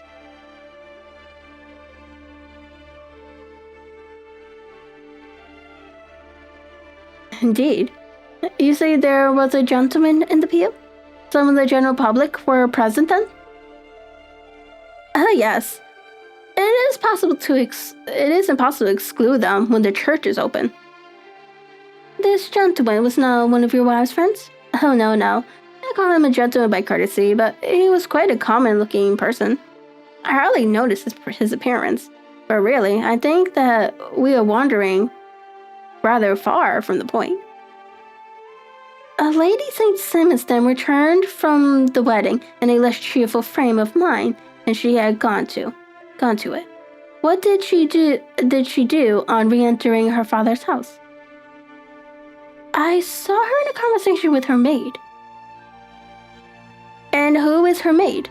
Alice is her name. She is an American and came from California with her. A conventional servant? What is that supposed to mean?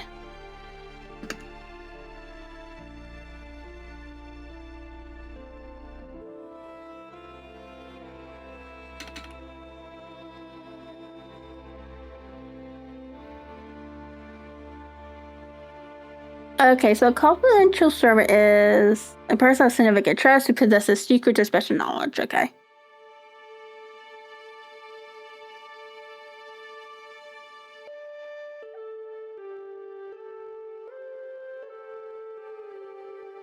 A little too much, so it seems to me that her mistress allows her to take great liberties. Though, of course, in America, they look upon these things in a different way. How long did she speak to this Alice? Oh, a few minutes. I had something else to think of. You did not overhear what they said? Lady Simmons said something about jumping a claim. She was accustomed to use slang of the kind. I have no idea what she meant. American slang is very expressive sometimes. What did your wife do when she finished speaking to her maid? She walked into the breakfast room. On your arm? No, alone. She was very independent in little matters like that. Then, after we had sat down for 10 minutes or so, she rose hurriedly, muttered some words of apology, and left the room. She never came back. But this maid, Alice, as I understood, disposed that she went to her room, covered her bride's dress with a long ulster, put on a bonnet, and went out? Quite so, and she was afterwards seen walking into Hyde Park in company with Flora Miller, a woman who was now in custody, and who had already made a disturbance at Mr. Durand's house that morning. Yes. I should like a few particulars as to this young lady and your relations to her. Lord St. Simon shrugged his shoulders and raised his eyebrows. We have been on a friendly footing for some years. I may say on a very friendly footing. She used to be at the Allegro. I have not treated her ungenerously, and she had no just cause of complaint against me. But you know what women are, Mr. Holmes. Flora was a dear little thing, but exceedingly hot-headed, and devotedly attached to me. She wrote me dreadful letters when she heard that I was about to be married. And to tell the truth, the reason why I had the marriage celebrated so quietly was that I feared least there might be a scandal in the church.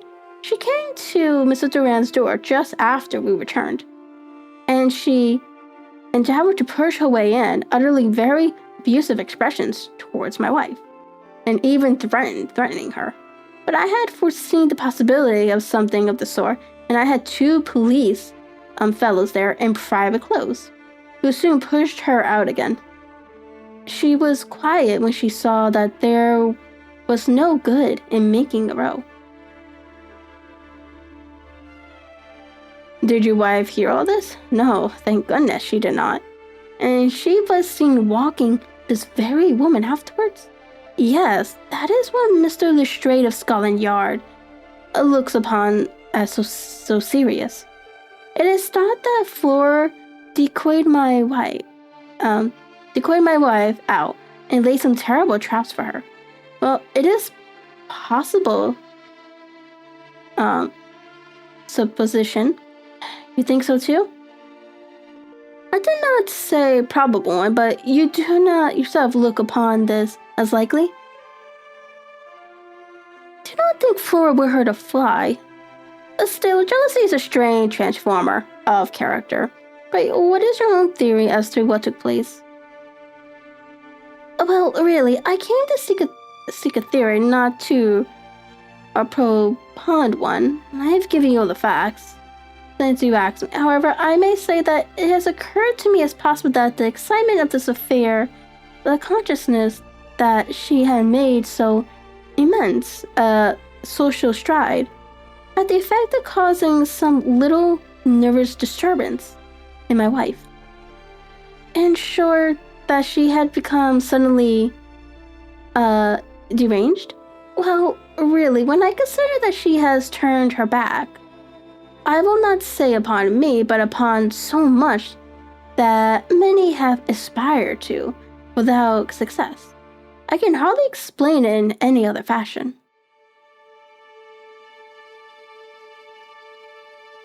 Well, certainly, that is also a conceivable hypothesis, said Holmes, smiling. And now, Lord Simmons, I think that I have nearly all my data.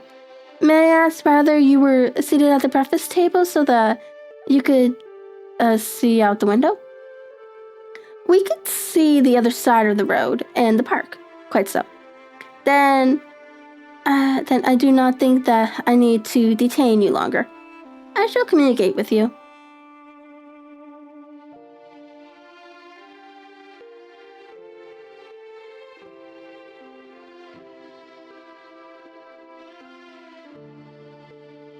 Should you be fortunate enough to solve this problem? Said our client, rising. I have solved it. Eh? What was that? Say that I have solved it. Oh, where then is my wife? That is a detail which I shall speedily supply.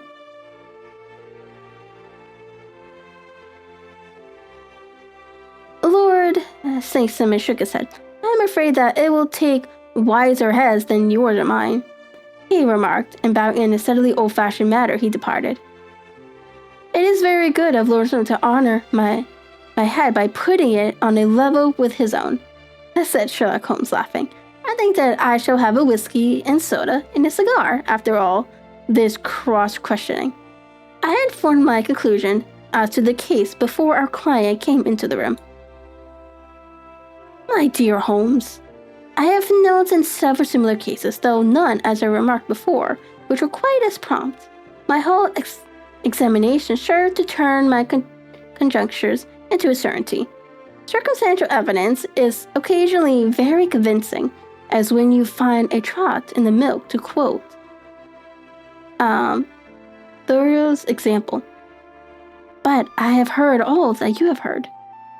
Without, however, the knowledge of a pre-existing cases, which serves me so well, there was a parallel incident in Aberdeen some years back, and something on a very much the same lines. Munich the year after the Franco-Prussian War. It is one of these cases, but hello, here is Lestrade. Good afternoon, Lestrade. You will find an extra tumbler upon the sideboard, and there are cigars in that box. The official detective was attired in a pea jacket and cabaret, which gave him a decidedly anarchical appearance, and he carried a black canvas bag in his hand. With a short greeting, he seated himself and lit the cigar, which had been offered to him. What's up, then? Asked Holmes, with a twinkle in his eyes. He looked dissatisfied. And I feel dissatisfied. It is this infernal St. Simmons marriage case. I can make neither head or tail of the business. Really, you surprised me. Whoever heard of such a mixed affair? Every clue seems to slip through my fingers. I have been at work upon it all day. And very wet it seems to have made you, said Holmes, laying his hand upon the arm of the pea jacket. Yes, I have been dragging the serpentine. And heaven's name what for? In search of the body of Lenny St. Simmons. Sherlock Holmes leaned back in his chair and laughed heartily. Have you dragged the basin of Trafalgar Square fountain? He asked. Why? What do you mean? Because you have just as good of a chance of finding this lady in the one as in the other. Lestrade shot an angry glance at my companion. I suppose you know all about it, he snarled. Well, I have only just heard the facts, but my mind is made up. Oh, indeed. Then you think that the serpentine plays no part in the matter? I think it's very unlikely. Then perhaps you will kindly explain how it is that we found this in it. He opened his bag as he spoke and tumbled onto the floor a wedding dress of watered silk, a pair of white satin shoes, and a bride's wreath and veil, all discolored and soaked in water. There, said he, putting a new wedding ring upon the top of the pile. There is a little nut for you to crack Master Holmes. Oh, indeed, said my friend, blowing blue rings into the air. They dragged them from the Serpentine?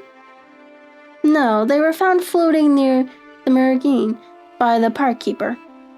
They had been identified as her clothes, and it seemed to me that if the clothes were there, the body would not be far off. By the same brilliant reasoning, every man's body is to be found in the neighborhood of his wardrobe. And pray, what did you hope to arrive at through this? At some of it implicating Flora Miller's in the disappearance. I am afraid that you will find it difficult. Are you indeed now? Cried Lestrade with some bitterness. I am afraid, Holmes, that you are not very practical with your deductions and your inferences. You have made 2 blunders in as many minutes. This just does implicate Miss Flora Miller's.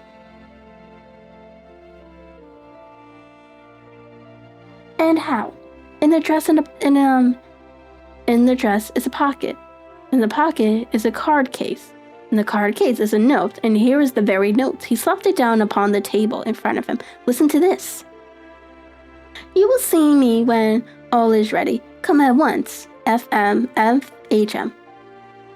Now, my theory all along has been that Lady St. Simons was decoyed away by Flora Miller's, and that she, with confederates, no doubt was responsible for her disappearance. Here, signed with her initials, is the very note which was no doubt quietly slipped into her hand at the door, and which lured her within their reach. Very good, Lestrade, said Holmes, laughing. You really are fine indeed. You really are very fine indeed. Let me see it. He took up the paper in a listless way, but his attention instantly became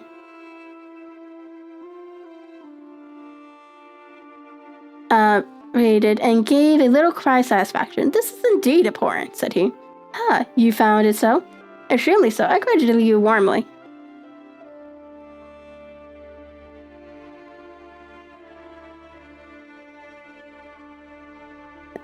Lestrade rose in triumph and bent his head to look. Why? He shrieked. You're looking at the wrong side. On the contrary, this is the right side.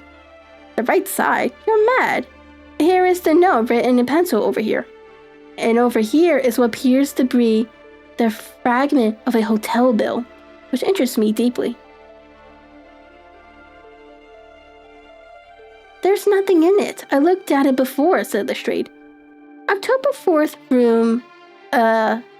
rooms 8S, breakfast 2S 6D, cocktail 1C, lunch 2S 6D, a glass sherry 8D.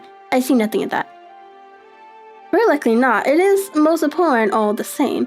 As to that note, it is important also, or at least the initials are, so I congratulate you again. I've wasted time enough, said Lestrade, rising. I believe in hard work and not in sitting by the fire spinning fine theories. Good day, Mr. Holmes. We shall see which gets the bottom of the matter first. He gathered up the garments, thrust them into a bag, and made for the door.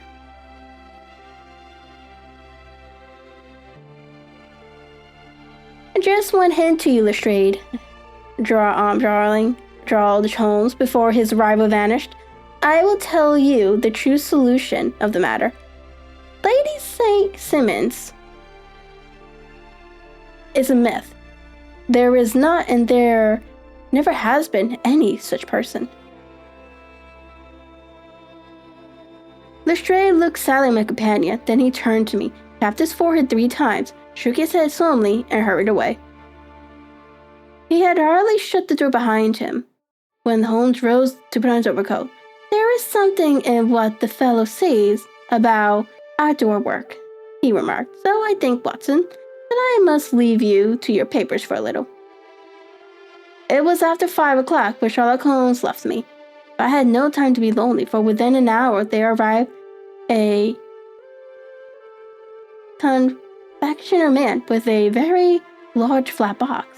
This he unpacked, the help of a youth whom he had brought with him, and presently, to my very great astonishment, a quite apparent little cold supper began to be laid out upon our humble lounging house mat. There were a couple of brace of cold, of a cock, a peasant, a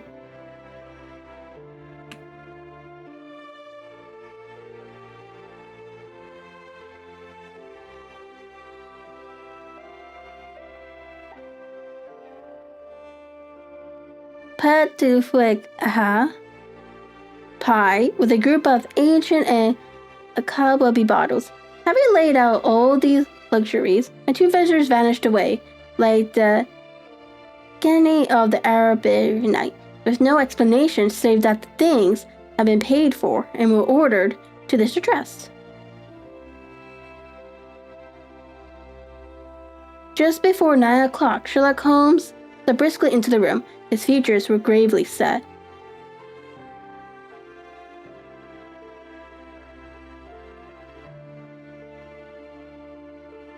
But there was a light in his eyes which made me think that he had not been disappointed in his conclusions. "They have laid the supper then," he said, rubbing his hands. "You seem to expect company. They have laid for 5. "Yes, I fancy we may have some company dropping in," said he. "I am surprised that Lord St. Simons has not already arrived. I fancy that I hear his step now upon the stairs."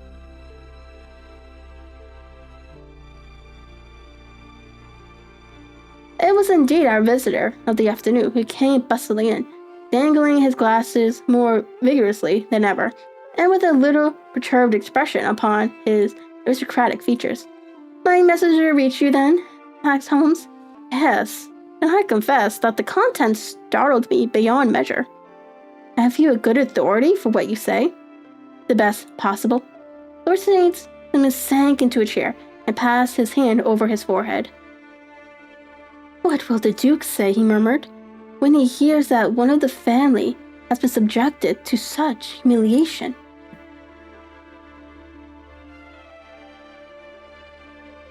"It is the purest accident. I cannot allow that there is any humiliation."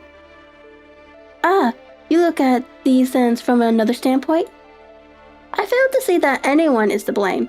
I can hardly see how the lady could have acted otherwise, though her abrupt method of doing it was undoubtedly to be regretted. Having no mother, she had no way to advise her at such a crisis."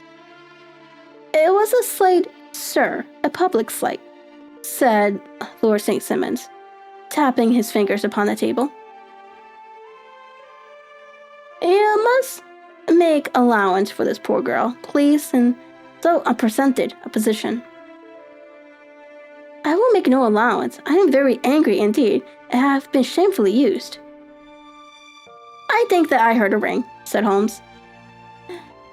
"Yes, there are steps on the landing. If I cannot persuade you to take a lenient view of the matter, Lord St. Simons, I have brought an advocate here, who may be more successful."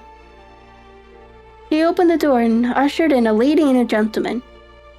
"Lord St. Simons," said he, "allow me to introduce you to Mr. and Mrs. Francis Hay Moulton. The lady, I think, you already met."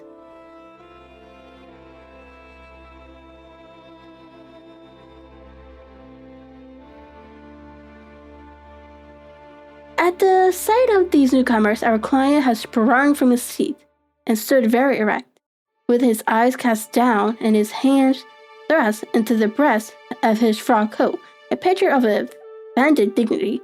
The lady had taken a quick step forward and had held out her hand to him, but he still refused to raise his eyes.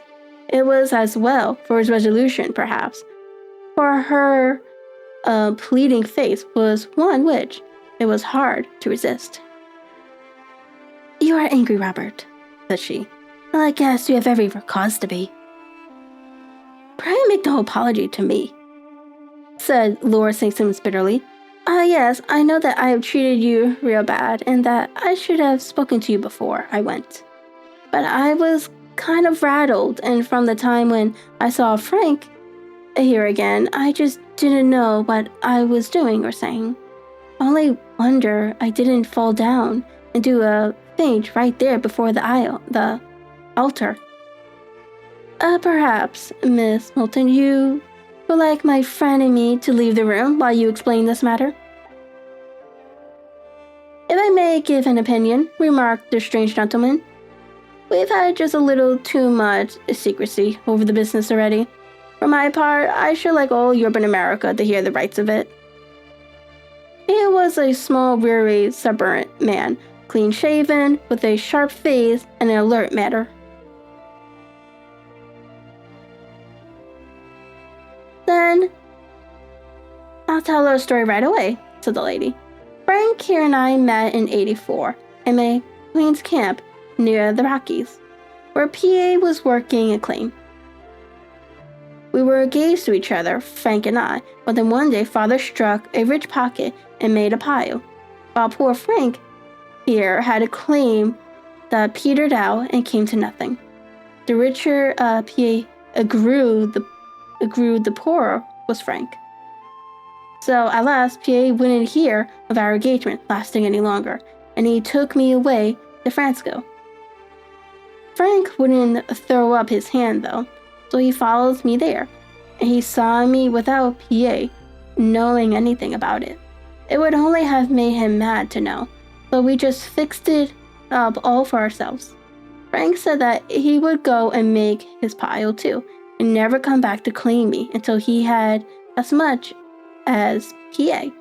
So then I promised to wait for him to the end of time, and pledged myself not to marry anyone else while he lived. Why shouldn't we be married right away then? Said he, and then I will feel sure of you, and I won't claim to be your husband until I come back. Well, we talked it over, and he had fixed it all up so nicely, and with a clearing-man all ready and waiting, that we just did it right there. And then Frank went off to seek his fortune, and I went back to PA. The next I heard of Frank was that he was in Montana, and then we went to prospecting in Arizona, and then I heard of him from New Mexico. After that came a long newspaper story about how a miner camp had been attacked by Apaig Indians, and there was my Frank's name among the killed. I fainted dead away, and I was very sick for months after. PA thought I had a decline, but took me to half the doctors in Frisco. Not a word of news came for a year and more, so I thought I never doubted that Frank was really dead. Then Lord St. Simon came to Frisco, and came to London, and a marriage was arranged, and PA was very pleased. Oh, she's saying Pa. Never mind. Okay.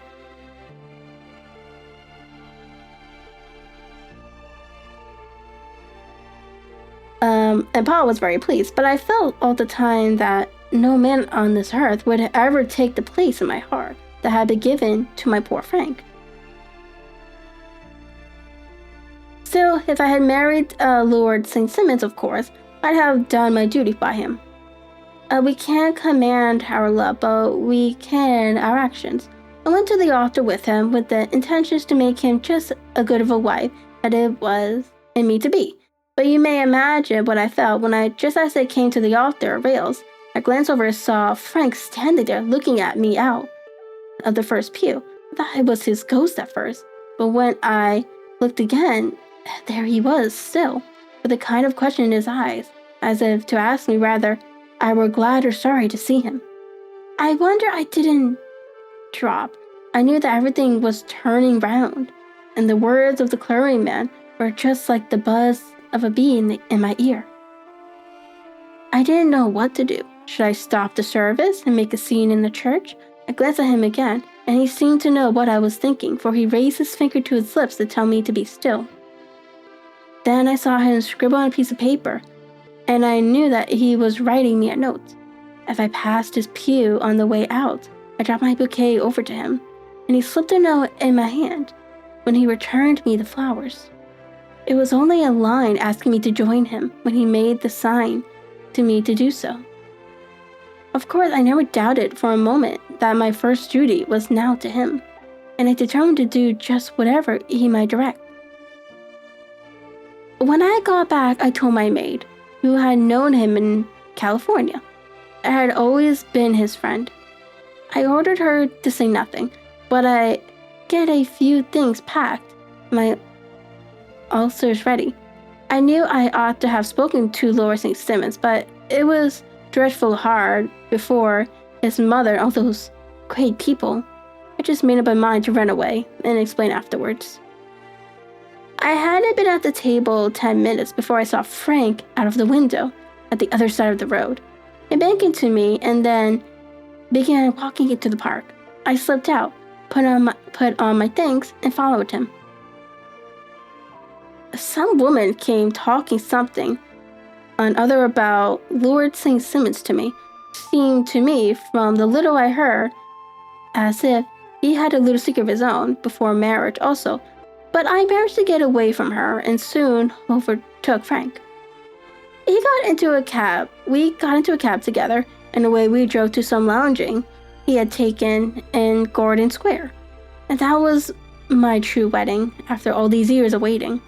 Frank had been a prisoner a month at past, and escaped, came on to Frisco, found that I had given him up for dead, and had gone to England, followed me there, and had come upon me at the last, on the very morning of my second wedding.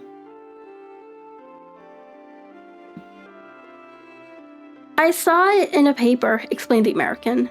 It gave the name in the church, but not where the lady lived.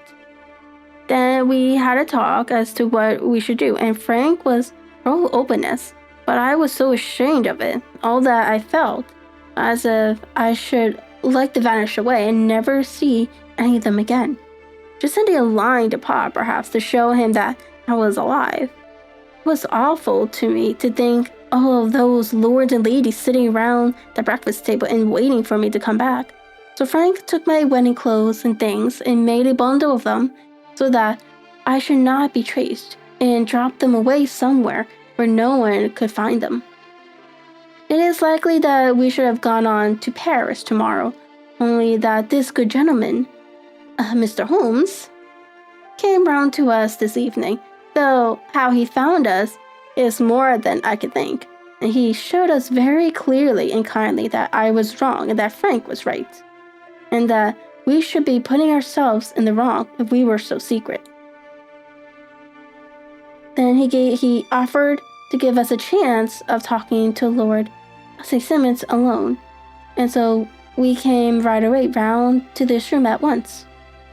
Now, Robert, you have heard it all, and I'm very sorry if I have given you pain. I hope that you do not think very meanly of me.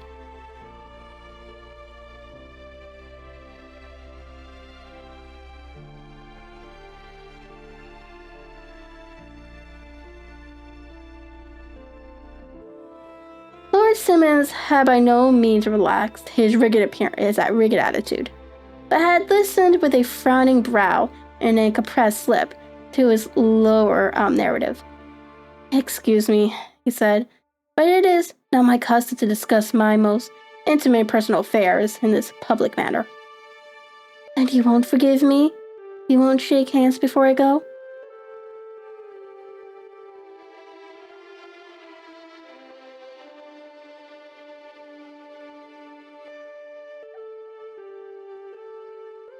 "Oh, certainly, if it would give you any pleasure." He put out his hand and coldly grasped that which she extended to him. "I had hoped," suggested Holmes, "that you would have joined us in a friendly supper." "I think that there you act a little too much," responded his lordship.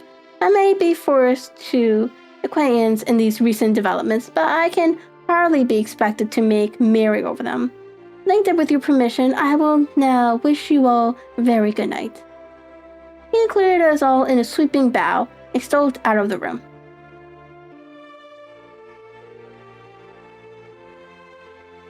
Then I trust that you at least will honor me with your company, I said Sherlock Holmes.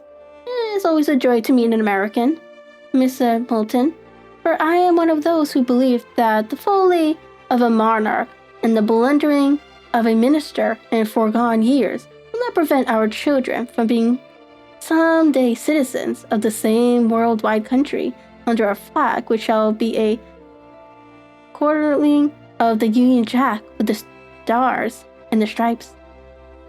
The case has been an interesting one, remarked Holmes, when our visitors had left us, because it serves to show very clearly how simple the explanation may be of an affair which, at first sight, seemed to be almost inexplicable.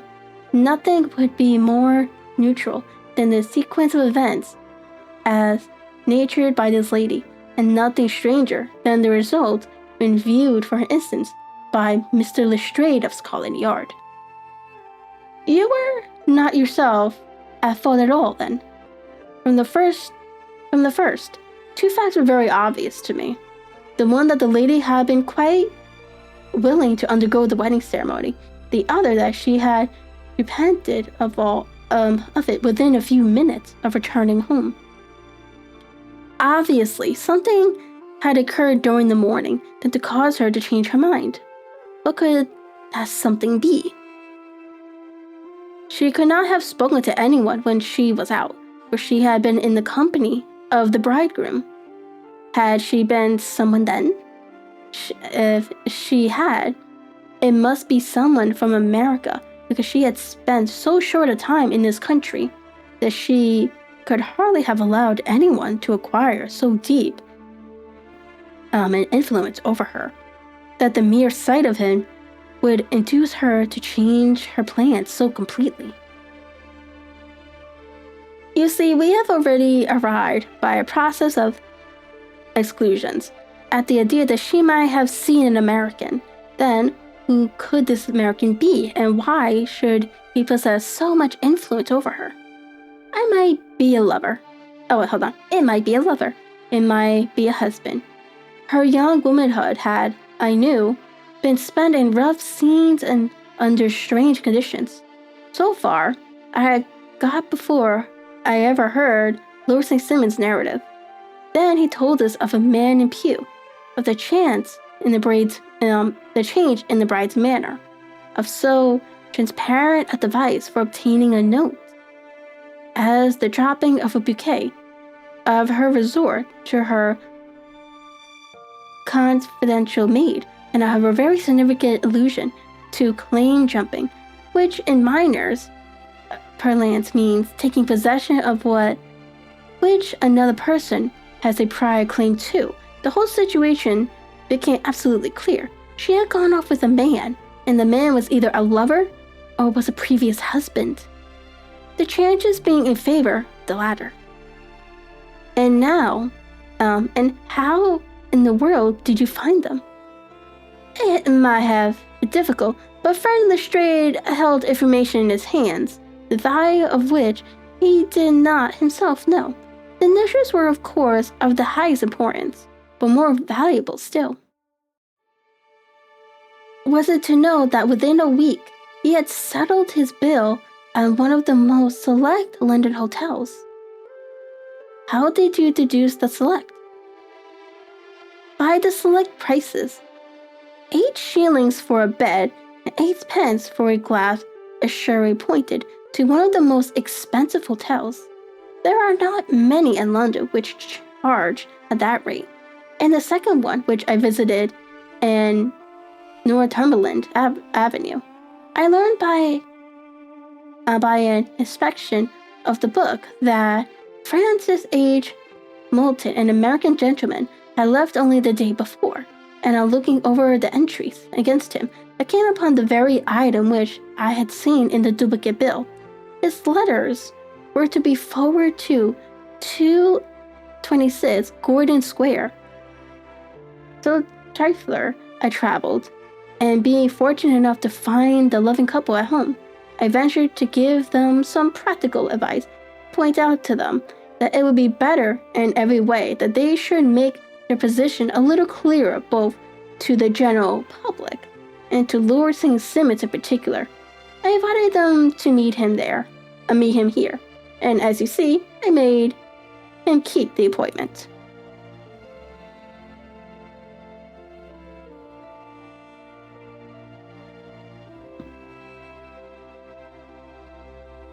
But with no very good result, I remarked. His conduct was clearly not very gracious. Watson, said Holmes, smiling, perhaps you would not be very gracious either, if after all, the trouble of wooing in the wedding. But you found yourself deprived in an instant of a wife and of fortune. I think that we may judge Lord St. Simmons very mercifully and thank our stars that we are never likely to find ourselves in the same position. Draw your chair up and hand me my violin.